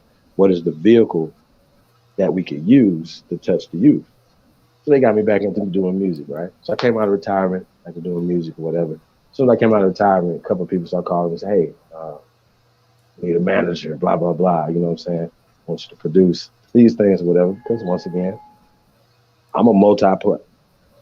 Chief Holiday, aka Doc Holiday, is a multi-platinum music producer. So I don't, you know, a lot of times people don't like we producing music. It's different now than it used to be. Now niggas just make a beat on Fruity Loops and he a producer now. You know what I'm saying? And, it's just a lot of different things. You know what I mean? I just coming back to it. I didn't want to come back to the same infrastructure of other people owning the distribution and owning our culture. You know what I'm saying? So I didn't want to come back to that. You know what I'm saying? So this being able to disseminate this information, you know what I'm saying, into the ether, right? Yeah. Using this vibrational pitch that we call hip hop or we call music, being able to do that or whatever leads to the Trey Ali's, leads to the King Azir's, it leads to all of the artists that are going to come to be able to take this stuff and say, yo, I can make this and make a hot song and still have some content in my bars. be able to, because that's what hip hop was created for. There's 5 elements, and the first element should definitely be about bringing knowledge to the culture, bringing knowledge to the people, and not destruction to the people. So I think that's where it went to. You know what I'm saying? So I feel rejuvenated. You know, I love the culture again. I love the vibrations and things, as well as the business again. So with getting in, you're still like incorporated. And do you work with any youth at all, as far as like you know, any of the music or not? I know you said you're not in the industry itself, but do you like kind of advise or help kind of shape something? Well, I'm back now. Oh, I'm okay, back now. okay. I came back in 2020, but because of the pandemic, we couldn't tour. A lot of things are going to happen from there. So we touring again now. I'm managing groups, DJs, things of that nature, whatever. So we're going to try to we're merging all that stuff into I don't give a fuck sports, news, and entertainment. At the same time, we're merging the Aborigine information and the culture into what's already our culture: music, fashion, film, cars, modeling, and all the things that we're doing. You know what I'm saying? To be able to create a platform for our people. Right. Where's the platform for art to launch careers and launch stuff? Where's that? I wait. You know what I'm saying? Right. So, So I A&R, you know what I'm saying? I rep for, I do business with major record labels, major distribution companies already, but I believe in making them do business on our terms. We're the culture. Why the fuck do we have to allow them to control it? That doesn't make no sense to me. So exactly. So I love music, never gonna stop doing music or bringing this to the culture. Like I said, we just getting started. I'm Jordan, just left North Carolina. Prime time. We just getting started right now. Deion Sanders, his first year at the Atlanta Falcons, you know what I'm saying? Prime time. So with the Jerry curl dripping, yeah, that's what we're doing right now. So y'all can respect that and check it too. So I say I'm the best, and so if anybody disputes that, tell them to step up to the plate. That's how I feel about it, especially about this information or whatever, and being able to push this forward. So those battles and those things. So when we're talking about just who we identifying ourselves, Aboriginal Americans, Aborigines to this land is important. So calling yourself the first American gives you precedence, power over every new Johnny coming lately motherfucker that come over here. Do you understand what I'm saying? That's right. Because they just gave these motherfuckers $6.9 billion. Last time I checked, a motherfucker that got more than you is gonna be doing better than you on your own land. Go outside, go to your best neighborhoods in your city and see who's living there. How about that? The hell you talking about? Where do you think the tax dollars is going? What do you think? Everything is going to this area, to these people. So we've been illegally taxed, illegally regulated, and it's an unfair playing field when it comes to this economic warfare that's happening. So we have to level the playing field in this economic warfare that's happening to our people. This is a fucking shame. Like, it's Chinatown in your town, but you don't have an Aboriginal town. You don't have a nigger town nowhere. And then when you do have a nigger town, it's ran the fuck down. And I have a problem with that on our soil. So we got to get back to it. And you know what else I have a problem with, brother? How all these people keep getting all these lump sums paid out for this, and that. They get the Native Americans, because they was drunks and this and that behind the way they was treated, and they getting paid all these billions or millions and all this and that. Everybody get money but us. It's like it's a slap in the face. It's almost like, why is it that everybody that has been treated no worse than us, nowhere near, no worse than us, they're always getting these payouts for mistreatment, but we can't get 2 cents. It's a slap in the face, and that just makes no sense.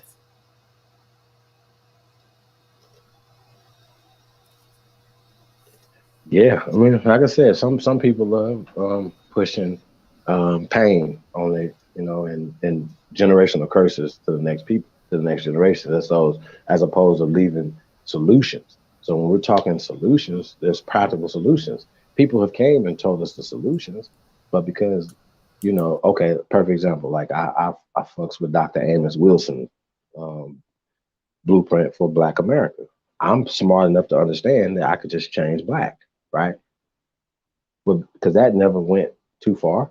Just like Ice Cube, when Ice Cube came out with the contract for Black America, see, that's the problem. You put black somewhere if it's not a part of the program, the Ghetto Informant Program. Shout out to Ice Cube.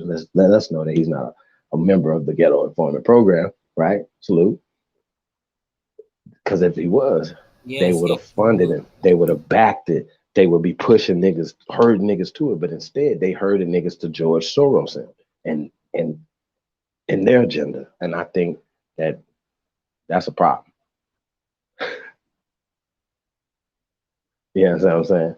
I think that that's a big problem for us, that we allowing people to control our imaginations, control our thinking, and definitely control what we consume, how we distribute our fashion and everything. You know what I'm saying? From the Gucci boys, how genuine everything. do they be though, brother, when it comes to that? Like even with Ice Cube, right?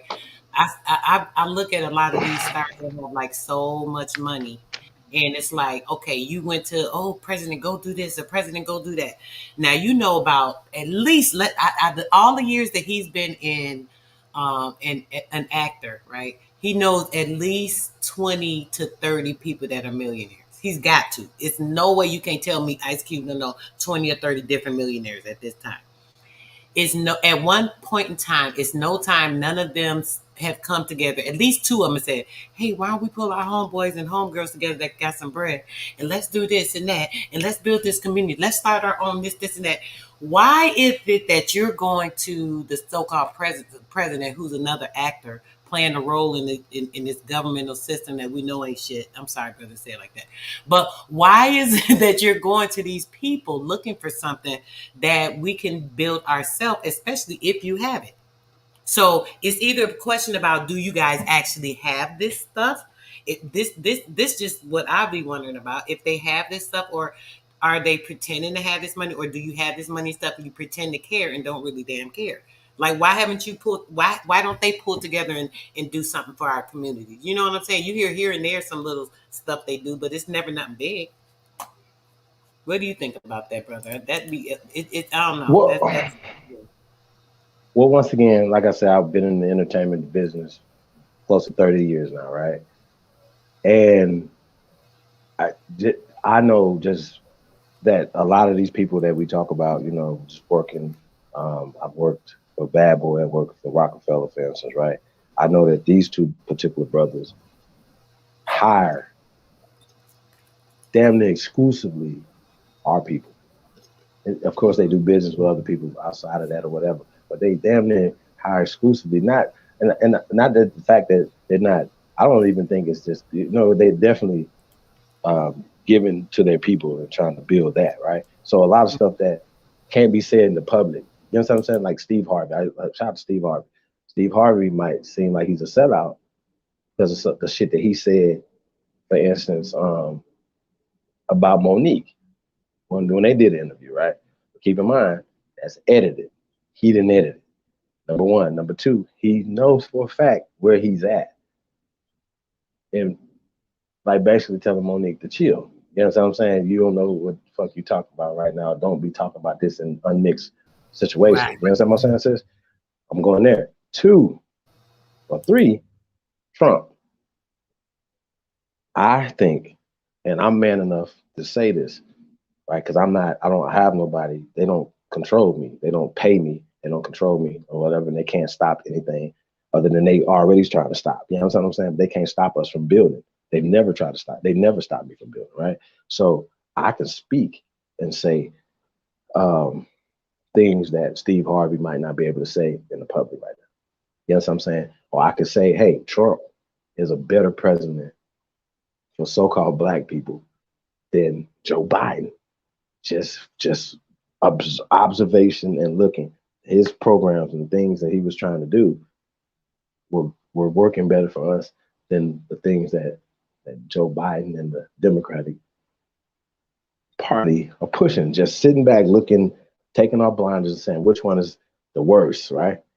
That I'm going to say that Biden and Kamala Harris was the worst choice for us. We showed the debate. We compared them. We're like, yo, Absolutely. you understand what I'm saying? We showed this. Like, what the Yes. fuck? Like, but our Yes. people are so gullible that they believe Yes. every time that Trump sent the cops out to whoop niggas' asses. And Trump, as I've never seen this in my own, like hearing my own two ears ever in American politics, any politician of the opposite of pale skin coming up in front of the people and telling, hey, I'm not racist. They are. He's terrible. Right? And I love y'all. I've never heard that ever in American history. Ever. Okay. Even though it's been documented, it's been documented that I done said y'all niggas ain't shit. Even though it's been documented, I can't stand y'all pretty much. But yeah, that was real crazy, brother. But the fact that the Zionists hate Trump more than anybody allows me to know that he's more of our friend than them. You understand what I'm saying? Right, automatic. So, automatically. Automatically. If they mad at him, we might as well. We like him. Look, I'm gonna get some slack about this, boy. But you, hey, I swear, y'all ain't ready. Y'all ain't ready for war then. Y'all ain't ready for war that's already being waged upon you before your ass was born. You ain't ready if you're not ready to my enemy, my friend, my enemy of my friend is my friend. Y'all know the saying. Or if y'all don't understand the art of war, if you don't understand the 48 laws of power and Machiavelli and all these other things that are being used against you, then you might be the sheep. You might be the people that are being led to slaughter. And that's the problem that we have. In order for us to take power, we got to start conquering. We got to start thinking like conquerors instead of people that wait for handouts. No, we're here to take over. We're here to take shit. This is our shit. It's all this Army, Navy, Air Force, Marine. That's our shit. We're the first soldiers here. We're the first Marines here. We're the first Air Force. We're the first everything. This is our shit. So we got, and we invented it. So we got to stop giving it to foreign people. This is our shit. And that's another thing. Like I said, when we say we're the first, America's the greatest because of the American Aborigine, the American Negro. America is the greatest because of us and our ancestors. Period. It's over. That's right. That's right. And they built all of this for us, and it's like they took it away, and it's like we got to get it back, and that's really all it is to it.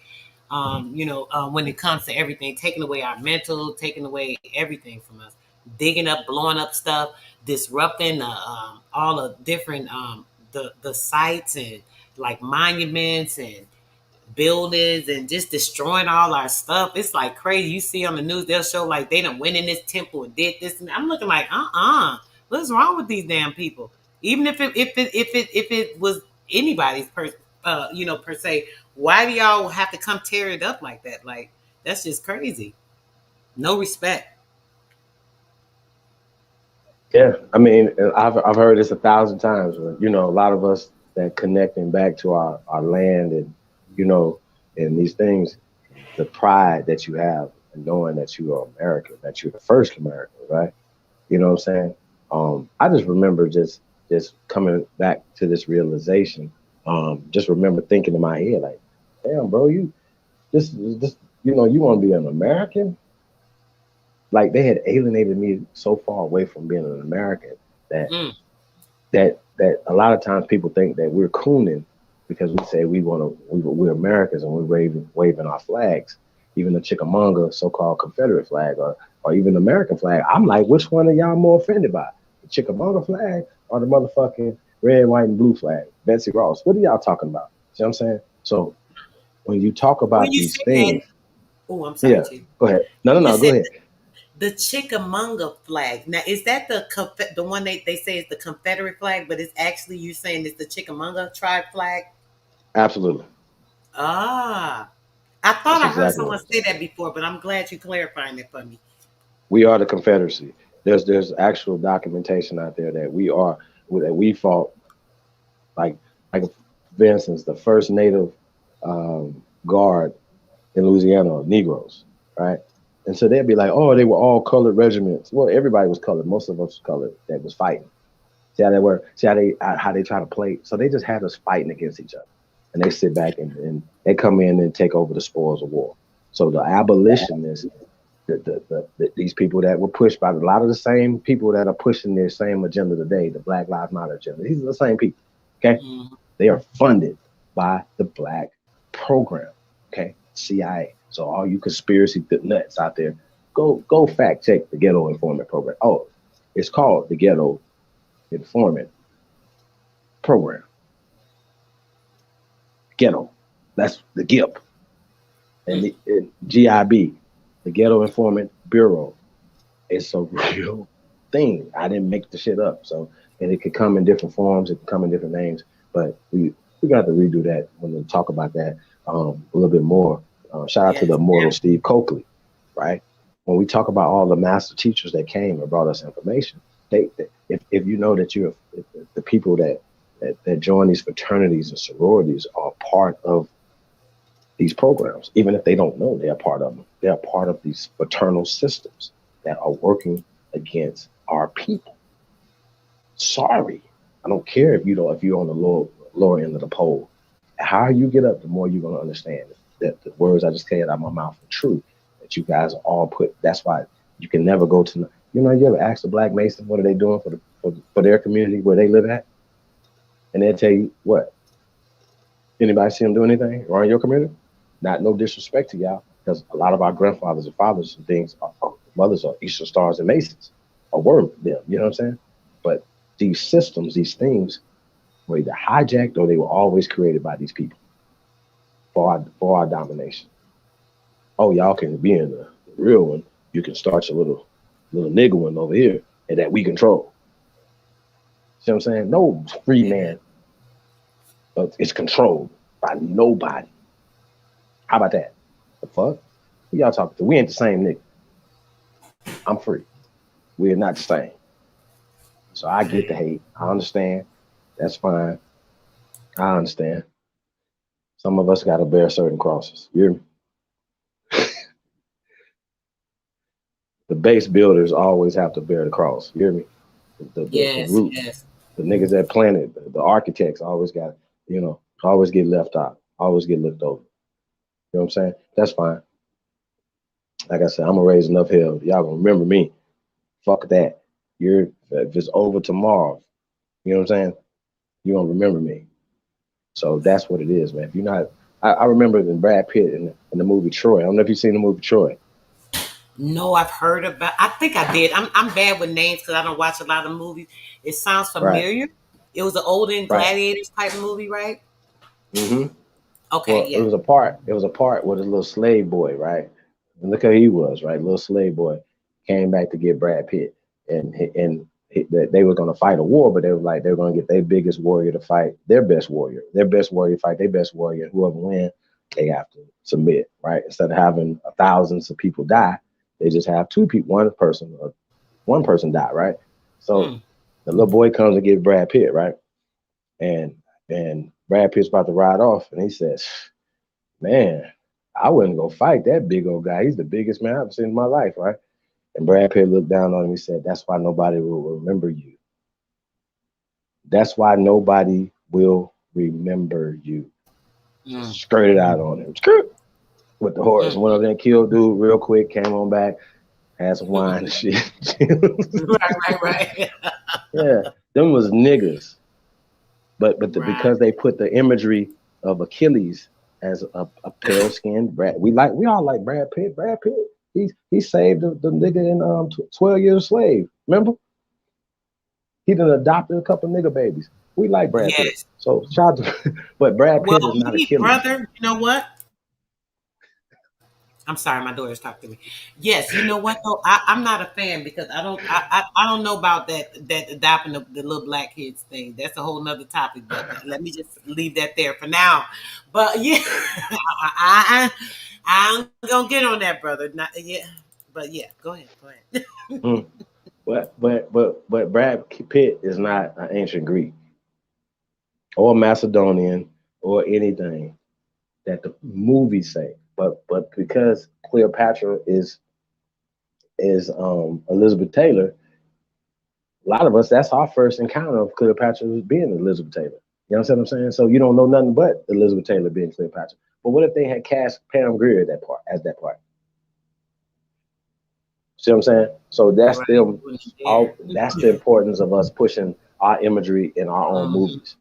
So hopefully, we know that this movie series is going to spark somebody saying, you know what, we're going to depict America 1,000 years ago in this way. America 2,000 years ago in this way. America's 1600s this way. You know what I'm saying? The real way, as opposed to what has been hijacked. They just changed our names. They killed you on paper. That's called paper genocide. And according to the international law, the UNDRIP and the ADRIP, the UNDRIP being the International United Nations Declaration of Rights of the Indigenous People, and then the American Declaration of Rights of Indigenous People, right? Those things say that it is illegal to kill somebody on paper. It's called paper genocide, but they continue to do it. So we have to ask them the question: well, why are you doing this? Or when are we gonna stop them? So it's enough not to keep crying about it. When are we gonna stop them? Right, that'd be my question. When are we gonna stop them? Is my question too. Fuck all that. You gonna keep crying? Y'all gonna make another video about that?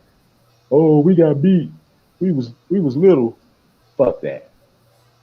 You ain't got no other imagination but loser, huh? But that's the point. They're only gonna fund losery.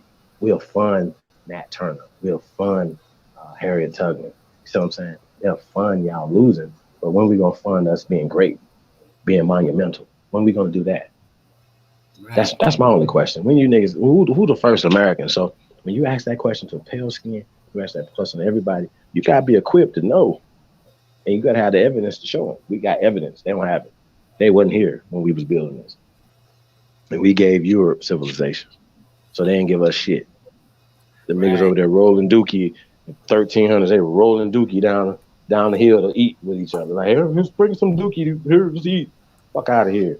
Y'all, what the fuck is you talking about? You niggas, it's recent cavemen, not like BC cave. No, nigga, like AD cavemen.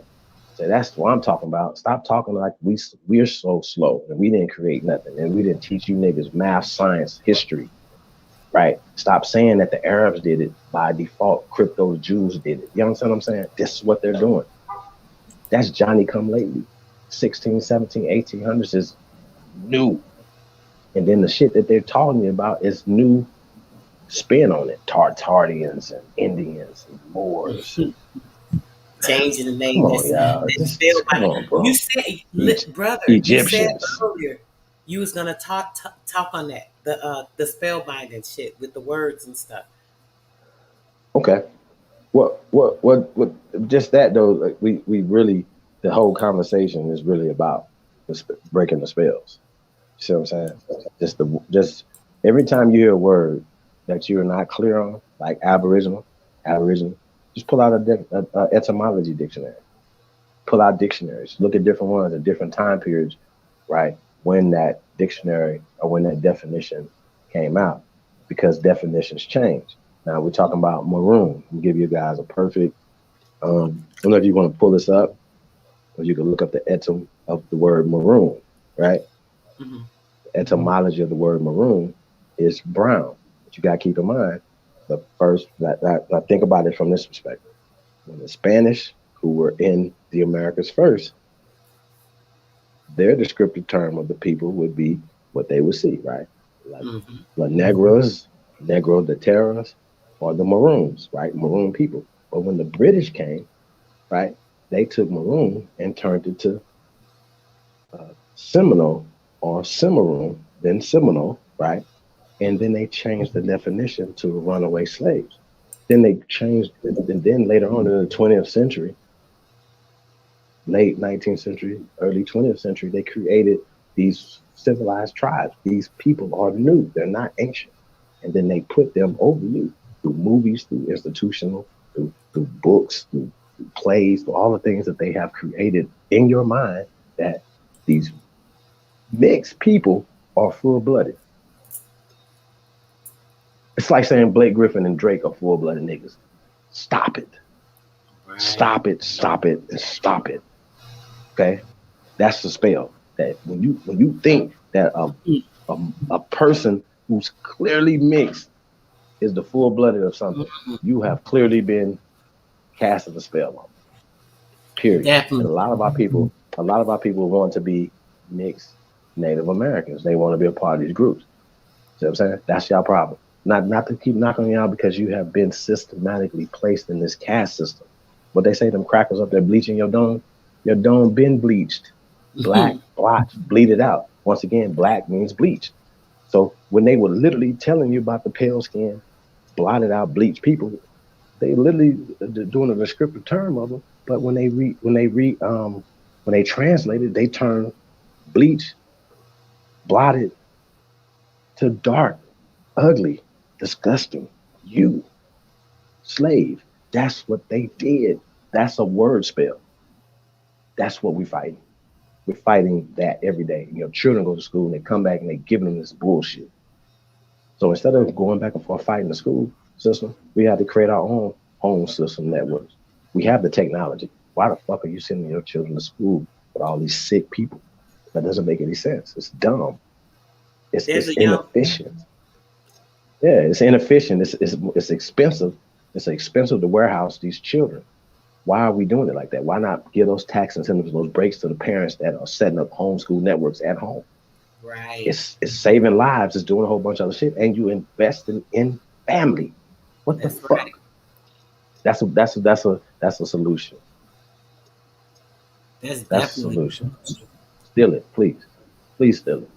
Yes, putting that money into the kids. There's a couple of different ways of doing that. Either allowing us to open up schools that we would be able to control ourselves, or either taking the money that they allow or allocate certain funds for, like, you know, the school system, the school board system. So if they have a certain amount of funds, then they should divvy that up to a certain amount of people to be able to direct that to people for the programming for the homeschooling. I feel like they shouldn't even be in position ever to dictate our money. But they take the money, brother, because people be putting themselves in it. Keep working the job. People keep doing this, so they taking our money. I mean, so at least if they taking it, find a way to get most of it back, or look into ways to, I don't know, it's just other things. There's a young man learning and building, Josh. He has a school program for young kids that you can do on the internet, and I believe he has it where it's accredited. So I'm supposed to have him on my show. He be working a lot, but soon we'll be talking about that, because he's trying to get our kids to get the right educational things, just like you're saying, being able to put the right information in our kids and stuff. Mm-hmm. So we need to be supporting these type of programs and these the young people. He's a young man too, so we need to support these young people, make sure they're doing, they're getting the people to help encourage them to keep building even more, Right. I mean, like I said, it's up to us to leave something for the next generations. And so we are being negligent, lazy, treacherous, traitorous, if we do not leave something positive for the next generation to build on. We're not doing that as a people. And I know this, like a lot of those people that we were talking about earlier, these entertainers who have a lot of money, say, man, it's Ice Cube, right? I know he probably feel like, damn, I did all these supporting these niggas and giving them platforms and for the basketball league and certain things or whatever, but they won't turn around and support him the same way. You understand what I'm saying? Because he doesn't cut their checks. You understand what I'm saying? Ice Cube has some stuff to lose as well. He's probably lost millions of dollars taking a stance of being on code and saying, let's do it this way. But guess what? Doing it his way, he's in a more of a better position, because he's producing things, and being a producer and an owner, you, like Tyler Perry as well, you can employ more people, empower. I don't like to say employ, because that's slavery. You can empower more people. It's about being empowered. That's all we've been asking this from day one. Like, hey, come on, hey, here's our emails. Help, let's all build together. Build where you at. We don't all have to think the same. Niggas come in and be like, yo, bro, they want somebody to start thinking the way they thinking. We are renegades. We don't think the way these Europeans have programmed us to think. God damn. I don't understand why people don't get that. That's the problem. How you gonna get free thinking like a Briton? Like you German or something. Like you've been kindergarten. They garden your brain since you were a baby. Yes. Kindergarten, Sesame Street, electric company, all these things were pushing an agenda on your brain. And that still affects you as an adult. I get it. So this movie is a very educational film. It's definitely gonna be impact like that. Of course, we're gonna mix the entertainment stuff in there, whatever, but the most of it's about the information and disseminating the right information to our people. That's it. That's all. To everybody, to the world. The whole world needs to know this. When they go on Good Morning America, like they told Morgan Freeman he was an African, he was like, yo, I just woke up one day and I'm an African American. What the fuck? Shout out to Morgan Freeman. You think look, check this out. Check this out. You remember the clip a couple years ago when Isaiah Thomas was All-Star Weekend. It was in February. So February is Black Slave Month, right? Right? Yeah. So he went on there, he was like, it was you remember that? It was Shaquille O'Neal. No. Oh, you don't? No. We might have to play that. Hey, okay, I'm gonna break it. I'm gonna give you a background of it, right? Put it in the back, brother. I'll play it. Okay. Maybe somebody can put it in the chat room for you. I don't want to get knocked off. So the clip, right? We're gonna set it up the clip, right? The clip is Shaquille O'Neal, Baron Davis, Isaiah Thomas, and Chris Webber. So they're having a discussion about Black History Month, right? And so you understand that all these men are rich and retired from the NBA, but they got jobs at TNT right there, right? So they're working as commentators TNT, right? And all the other things that they get, not only the perks from being at this job, they're still basically supplementing their lifestyle that they had when they were playing basketball, right? Okay, so we understand you have a job. You don't want to lose your job. You don't lose this money. But Isaiah Thomas stood up, looked at the camera, and said, look, us four brothers here didn't come here. We've been here. That there was an America before America. Shaquille O'Neal was hiding behind his coffee cup. Of course. He's the only one still employed. Yeah. Peep game. He's the only one still employed by TNT. We've never seen Chris Webber, Baron Davis, or Isaiah Thomas on anything. I haven't seen them. I've been looking. Maybe we can get them on I don't give a fuck, sports news entertainment. Maybe. I don't know. We might be able to. Come commentate for us. Fuck. What the fuck? You can come on and say what the fuck you want to say.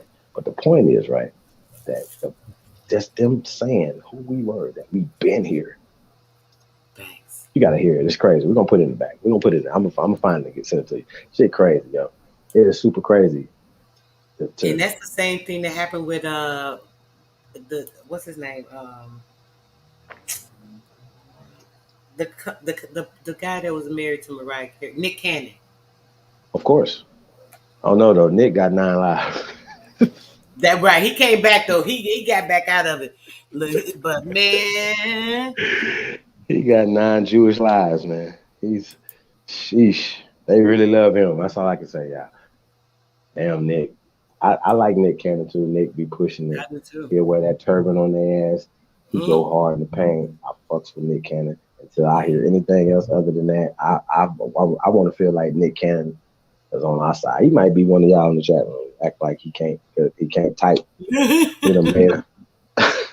It's probably some of y'all, probably some famous people in here talking about why the fuck they talking about us. Right. Shout out to y'all. So hey, we understand. Peace to everybody, man. Tapped in, man. Y'all tuned in to the greatest of all motherfucking time. It's your Sahab, and I come in peace. I was in what was it, the clubhouse. I don't really go on there, but I was in there and they was having a conversation about this truth stuff in the light. And man, I was talking to people who was getting aggravated with me, and I'm like, well, why y'all getting upset? I'm just telling y'all the truth. Y'all can look it up for yourself, blah blah blah, this and that and da da da. And then somebody had hit me in the background, and was like, yes, tell them to the. They didn't say nothing on the thing, but they was in the background. Yes, tell them.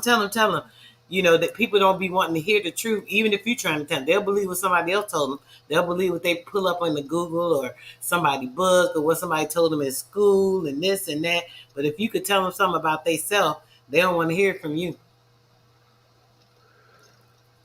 Oh yeah, for sure. For sure. Hey man, we did we got a couple pay-per-views up too. Those are movies, bro. Now where the pay-per-views first, at? they like, yeah, we'll put the links in the chat room as well. But anybody want to get those are available as well. We got Egypto America and Once Upon a Time in America. Then we got the Aborigine Horror Show with me and Lotus, right? So we got more coming, y'all. So y'all stay tuned for the pay-per-views. Y'all gonna see some of y'all.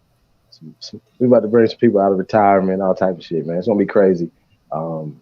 Just the content, everything. We're gonna keep bringing the hits over here, y'all. So stay tuned, buckle up. It's gonna be a roller coaster ride.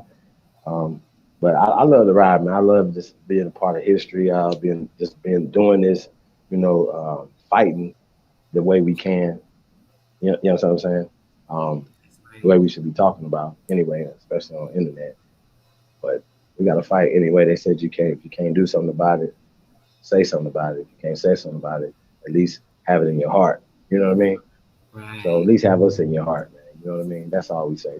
We appreciate everybody that do have us in their heart and share. You know what I mean? It don't cost nothing to share. Your social media. Niggas be sharing cats slapping people. Right.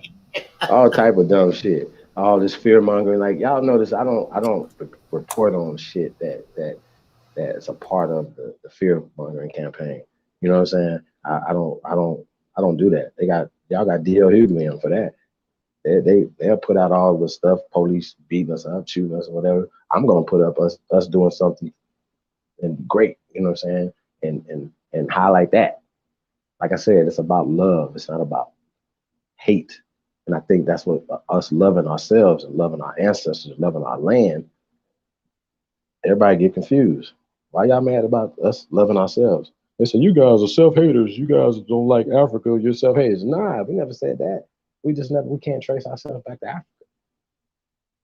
Our ancestors right here. Why the hell is we in Africa when our ancestors right here? That's disrespect to them. Yes. You know what I'm saying? It's just disrespectful. Like, even if you're African American, be an African American, okay? Do some business in Africa, please. How about that? Take your American dollar and do some business in Africa. Okay?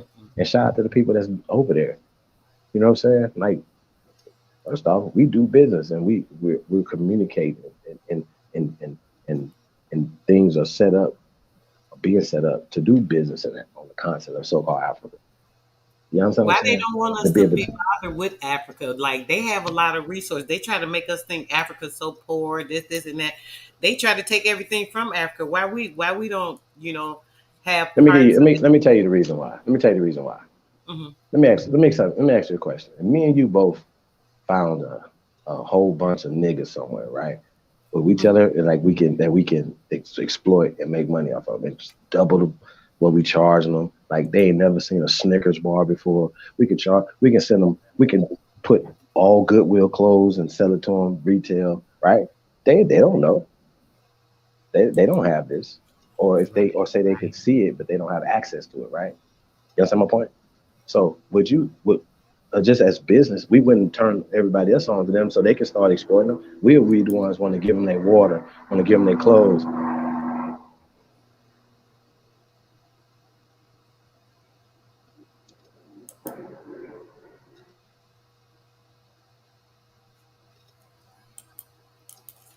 Yeah, they want. He had to meet. You see what I'm saying? Nobody. Yeah. It's all business. It has nothing to do with color. It has something to do with business. So why would they turn us on to the business. Why wouldn't they try to do everything they can to stop us from doing business, and then obviously stop them from doing business with us? It ain't got nothing to do with them stopping us from mixing with them. Niggas gonna see each other. They like each other. People marry people from the continent of Africa. They have babies. They doing certain things. To each his own. We're not saying don't do none of that. Like, we can't tell nobody who to love on, and you know what I'm saying? That is, come on, bro. Who do that? But what we're saying is have some pride in being American. Have some pride in your ancestors here. Tap in. That's what we say, tap in. We mean tap into your bloodline. If you go back to Africa, so be it. We don't have no problem with nobody nowhere. We love all people. We just love us first. What the fuck? Why y'all mad? Who's mad? Exactly. Like, that causes problems. Like, nobody's coming to you and say you're not an African. We never said that. If you're African, so be it. Be African, please.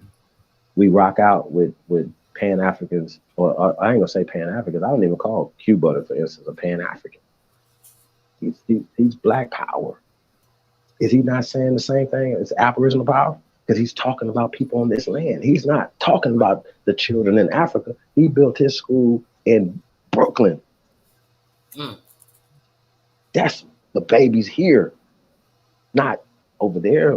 He's building for the babies here, y'all. So that's why we always have supported the Zyx Institute even more than the fucking panic boo-boos, because they're not about power, bro. They're about diverting the power and distractions.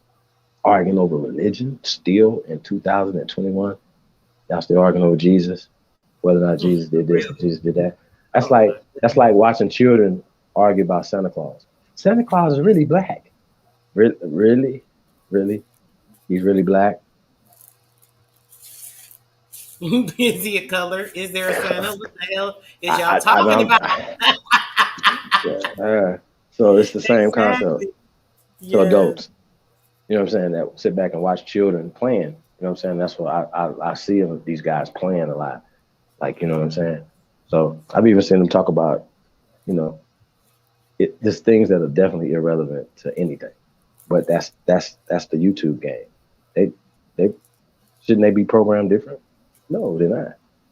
And the people are programmed to watch fuckery and support fuckery. You're watching it, you're supporting it. Right. Shout out to all the fuckers out there, but y'all love fuckery, man. Just keep it tight. Energy. Real. They give that energy, more energy to it. So they said, oh, man, shout out to the chat room, man. We already know, man, y'all the greatest community of all time, man. Shout out to the chat room, man. We appreciate everybody and all the energy y'all bring, man. You got any more questions, sis?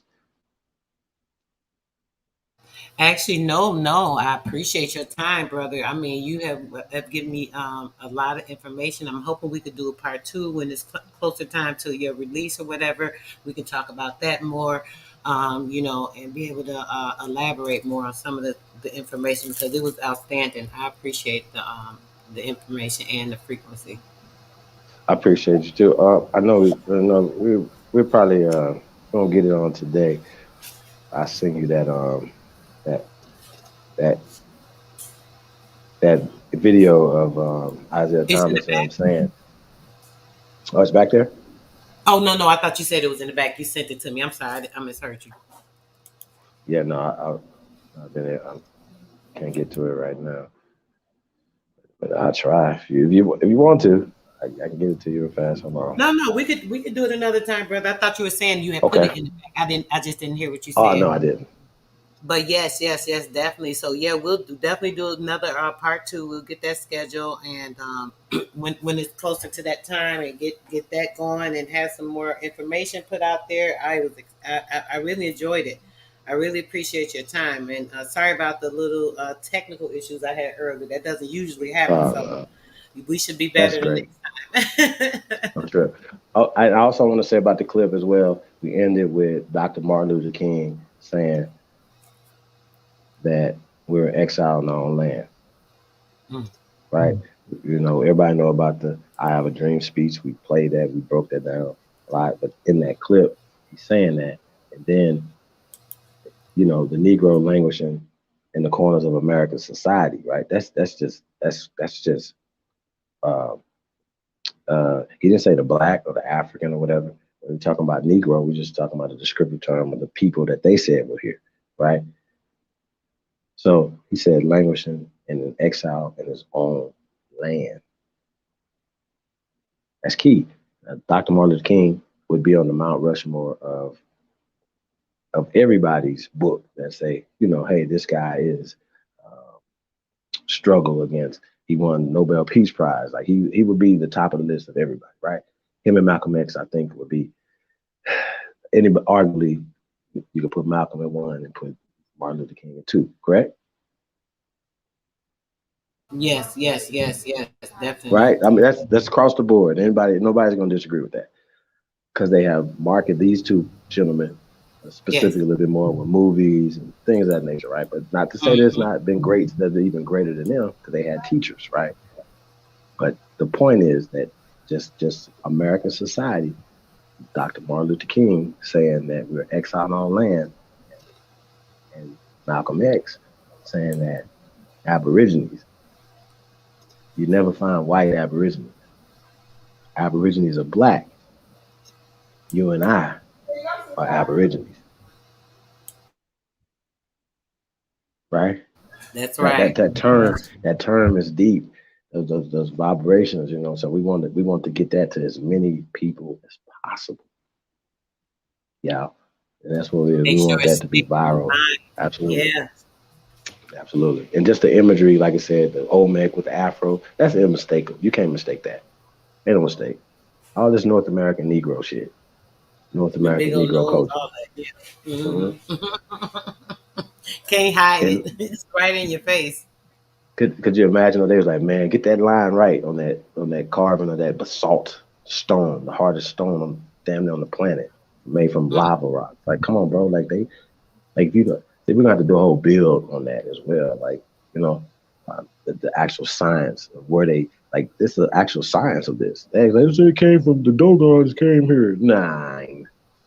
And I can prove it. But I have what you don't have. I have actual proof, not Abu Khari Dogon magical story. Ain't no Dogons even over there. Yeah, we went over there and built the Omega heads.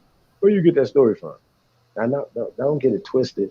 You know what I'm saying? When they came before Columbus, Rock's Crowd, and all the other books that came before, we just took it to the next level. You understand what I'm saying? Like that's 1977. So Dr. Ivan Servo had a different information than we have now. We have more than he had then at that time. Dr. B and Dr. Clark. These gentlemen toured America telling Americans, telling niggas that they've been here for thousands of years. That they didn't come over here on no damn slave boats. What we saying is that we've been here and we sprung from this land. That's what we saying. Had some people coming all right, but it wasn't no black Africans and this and that. Well, the whole planet was what you say, melanated or carbonated or Negroes at one point. See what I'm saying? At one point, yeah. According to science. No, that's not what I'm saying. What I'm saying is when they talk about this slave story from a couple of hundred years ago, brother, I believe that's when they were bringing all these pale skins in, and then with them bringing the pale skins in, that was like the slave trade. You know, like you were saying about the Slavic skins, the name of them or whatever. I really hold that to be 100% true. And I believe that with that, you know, that's how they got here. That's how they transported here. They come out the slave trade. The trade was y'all brought them people over here and act like y'all y'all brought us over here and did this and traded and all this other stuff. But it was y'all people that y'all brought over here to take over us, take over our names, take over our places, you know, all this stuff. That was the trade. The slavery of the mind, the slavery of the spell binding of all the mental stuff, you putting in the truth, tearing down actual buildings, you know, all this stuff. Even coming through the highway when I moved down here, you could see through the whole highway, every state that we went through, you see all these big giant buildings, these big huge giant mounds everywhere. I'm looking like, what the heck? I didn't even know all this stuff was like this. I literally, if I wouldn't have seen it with my eyes, brother, I wouldn't even know that it was. This stuff is like so just there, so much. I'm talking about big, huge, giant brick rocks, red rocks. I'm like, what the heck? Right. And they talk about, well, you guys just have dirt piles. Well, guess what? Those are the remnants of what they tore down. See what I'm saying? They took the stones off of it, but that lets you know, because a lot of times they be like, you guys have those old dirt piles over there. Well, before we had the technology to go get stone and the carve stone and do all the things they did, we pushed dirt on our ancestors, which was still astrological aligned. All the things that you still that they attach to that is older in America. So that's the conversation. When we say who's first, who are the first Americans, that trumps any conversation of brand new DNA that they can't prove. Even the accuracy and stuff that they're talking about is less than zero, right? Less than zero. So even if you are having that conversation, you can't use that in any court of law, any tribe being nothing. So it's inadmissible in any conversation that that's sensible, that is scholastic, that is going in the right direction. Because guess what? Now the only thing that these guys have left, right, especially after we kill them in this movie, right, kill them with the information, only thing they have left is DNA. They're spitting in the tube, right? So a lot of these Native Americans and mestizos and so-called modern Mexicans and stuff, what they're saying to us is, you guys aren't us. You guys, some of them, not all of them, are still in our culture, right? You're still in our culture, and that you wasn't here first.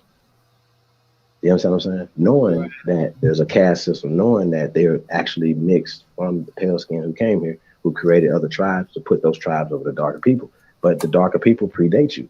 Even if you have blackbirding stories of taking them from the Caribbean islands into the mainlands of the Americas and back and forth, right? Or migration patterns of people saying, hey, now I want to go over there and get a job in Florida now because they it's watermelon harvest season. So niggas gonna get on the boat, whatever, willingly to go work. That's slavery.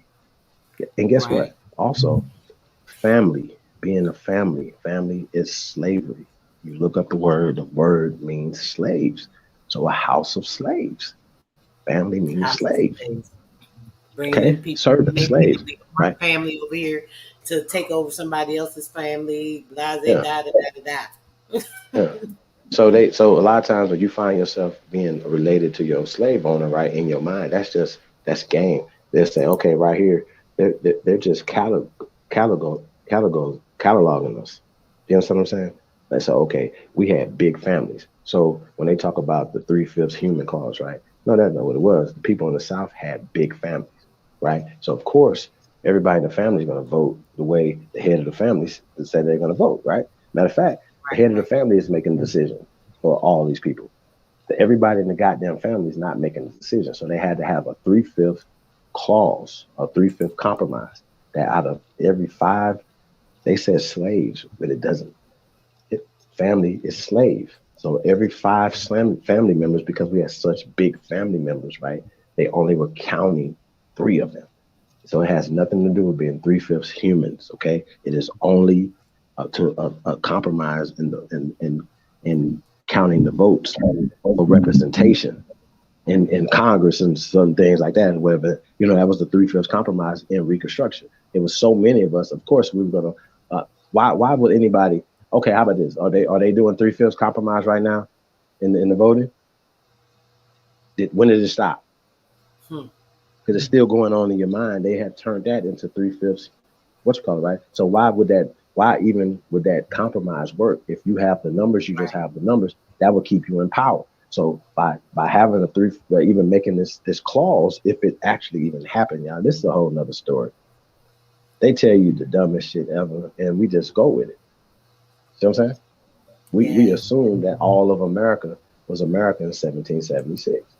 We assume that everybody was with George Washington them and was dealing with the British, but some of us were dealing with the French and the Spanish. See what I'm saying? Yeah. So they're telling us so much stories. intermingling. Yeah, absolutely. But we're greater than Spain. We're greater than France. We're greater than Germany. We're greater than Great Britain combined and Italy combined. We're greater. We have our gross domestic product. Our people are greater than all these people combined. And we gave them civilization. We gave them wood, lumber, timber. We got plenty of it here. We got food here. We got all the things that medicine that we gave to the world. And we gave them information that put them into the 20th, into the 19th century, going into the 20th century. That's what this is, period. Like, you remember when Morgan Freeman, like, it's interesting, like, I don't know if you guys seen this Robin Hood movie, right? Morgan Freeman and, real quick, it's Morgan Freeman and Kevin Costner. Morgan Freeman is an American Aborigine. Stop there. So these people could have, they always gonna get Africans for everything else. Get your African to play the goddamn Moor with Kevin Costner. But you didn't do that because they love dangling in front of us, right? But back to this thing, right? So Kevin Costner was supposed to have been Lord Loxley or whatever. He went off to the air quote crusades. He comes back. Now, the interesting thing about this, he runs into Morgan Freeman some type of way or whatever. And Morgan Freeman is, they call him the Moor, right? But keep in mind, they just been saying, you the black. Hey, you the black. Hey, you the black man. Whatever. But what tribe was he from? Where did he come from? Right? They never talked about that. Right? Never. They just called him the Moor. But he had a telescope. Kevin Costner didn't know what the hell it was. He thought it was some alien shit or whatever. He'd never seen this before. He didn't know how to. Now, he's a lord. He has land. They don't know how to do agriculture at this time. So Morgan Freeman had to teach them agriculture. I mean, just jurisprudence, everything. Like, they didn't know shit. Okay, this is AD time. This is their history. So they telling us shit like as if they them all this great shit. But who gave them this information? They want to tell it they came from Africa. Well, Africa is 9 goddamn miles from Spain. So you mean to tell me, come on, bro? They didn't make it up, no information. Like, so a lot of times they put it right in our face. So Morgan Freeman is an American Aborigine. He'll tell you that. I'm just saying. Like, so when everybody be talking, we came first. We're first, right? So it's not just about their descriptive terms. Those terms can hurt you. So now a person that would consider himself a Moor, he like, yeah, they call him a Moor, yeah, right. But Morgan Freeman never said, hey, I'm the Moor. He never said that in the movie. That's what they called him. That's their descriptive term, but they could have called him the Saracen. I've heard that term as being a descriptive term. That only is just Saracen is only a descriptive term of dark people. It's the same thing. Moor, Saracen, black, maroon, right? But when we start talking about who are we talking about specifically, what tribe of people are you talking about? Like the Knights of Malta? Are you talking about Amazirs? Or are you talking about European Moors, Asian Moors, people that are from these places that they would consider to be a descriptive term, or Moors, or negritos, or so on and so forth, right? So the nigger, the negrito, the Moor was everywhere first, according to their descriptive term, according to them, not according to the bones in the ground, according to murals, statues, carvings, all over the planet, Cambodia, Thailand, India, the nigger was first. All we're saying is we was here first. We was in this motherfucker first. We don't care about India first. We care about America first. Okay? I can't, for y'all, please calm down. Don't get too excited, y'all. Let's just like not.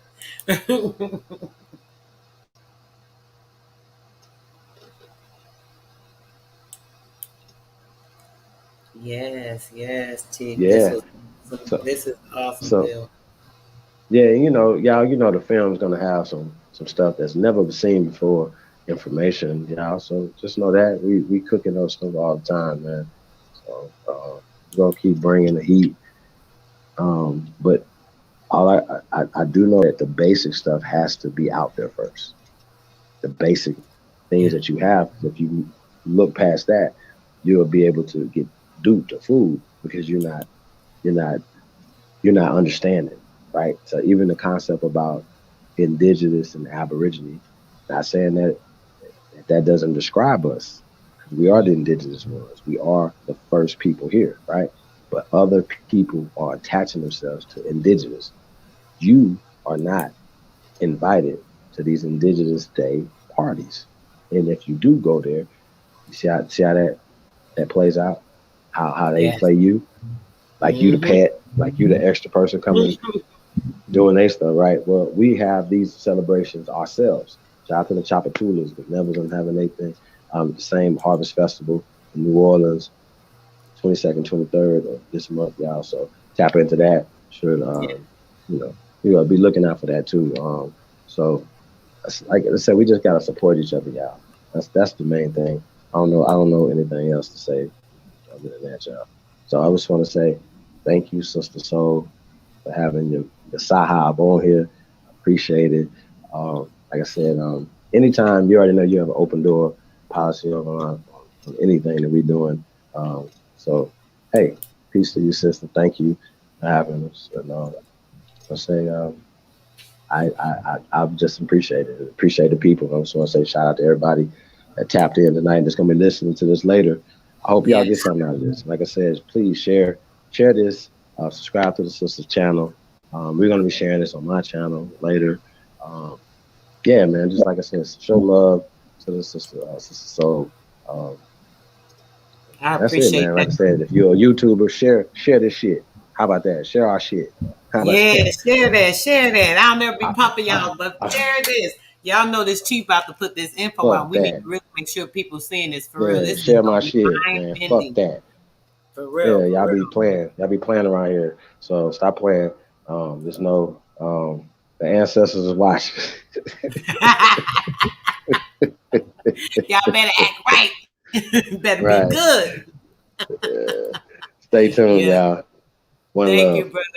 Yes, one love, brother. Appreciate you so much. Thanks so much for spending time to go over everything with my on my program. I really, really appreciate it, and definitely thank you for staying on for a little bit and elaborating even more on my YouTube platform. It was so appreciated. It was my pleasure to have you on, being my guest. I'm so glad to have met you, and I'm definitely in tune and involved with anything that I could be a part of, especially when it comes to the kids stuff. So definitely make sure you keep me abreast to stuff in that area. But we'll be keeping in touch, brother. So I appreciate you. Absolutely. Absolutely. This is just the first of many. So peace to you, sis. Thank you. All right, peace. All right, guys. So y'all know this was like really awesome. The build was beautiful. My chat was lit as always. I don't care if it's 2, 3, or 4 people in there. I appreciate you guys. I always show love to my chat, and today was just awesome. I couldn't interact with you guys as much as I like to because I was really trying to pay attention to the chief.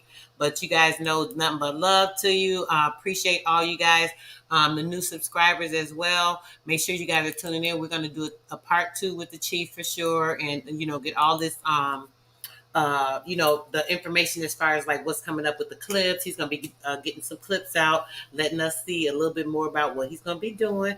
Then he's going to give us the information as far as the link, how you'll be able to purchase the movie or um, um, the trailer to the movie, however he sets it up.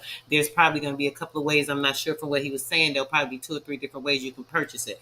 So it's all going to be direct. So make sure you guys are tuning in so you do not miss out on that information to his channel.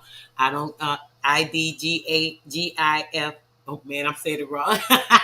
Y'all know what it is. I don't give a fuck news. That's what it is. So make sure y'all tune it in, and y'all can also tune in through Chief Holiday, of course. So make sure you guys have a great night.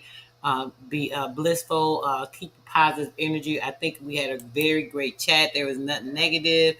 And I just want to be appreciative of a great build. So thank you guys so much for tuning in, and I am out. When you guys get up tomorrow, I don't know what's going on in your area. It's still pretty hot here. Take some water out, a little couple of snacks. You see somebody, make sure you're hitting them off with a couple of snacks, or some water or some fruit, whatever you had to spare. Some extra clothing, keep in your car or something. It's starting to get cold in some areas. You know what I'm saying? So if you got things, instead of donating them or throwing them out, keep a couple of things in your car, and make sure that you are spreading that to somebody. You could benefit somebody, help keep them warm, with a couple of extra things versus throwing them out or something. So just be a little thoughtful of others, guys. That's my thing. You already know. And right now, I am out. Y'all have a great night. Peace, love, everything that's good.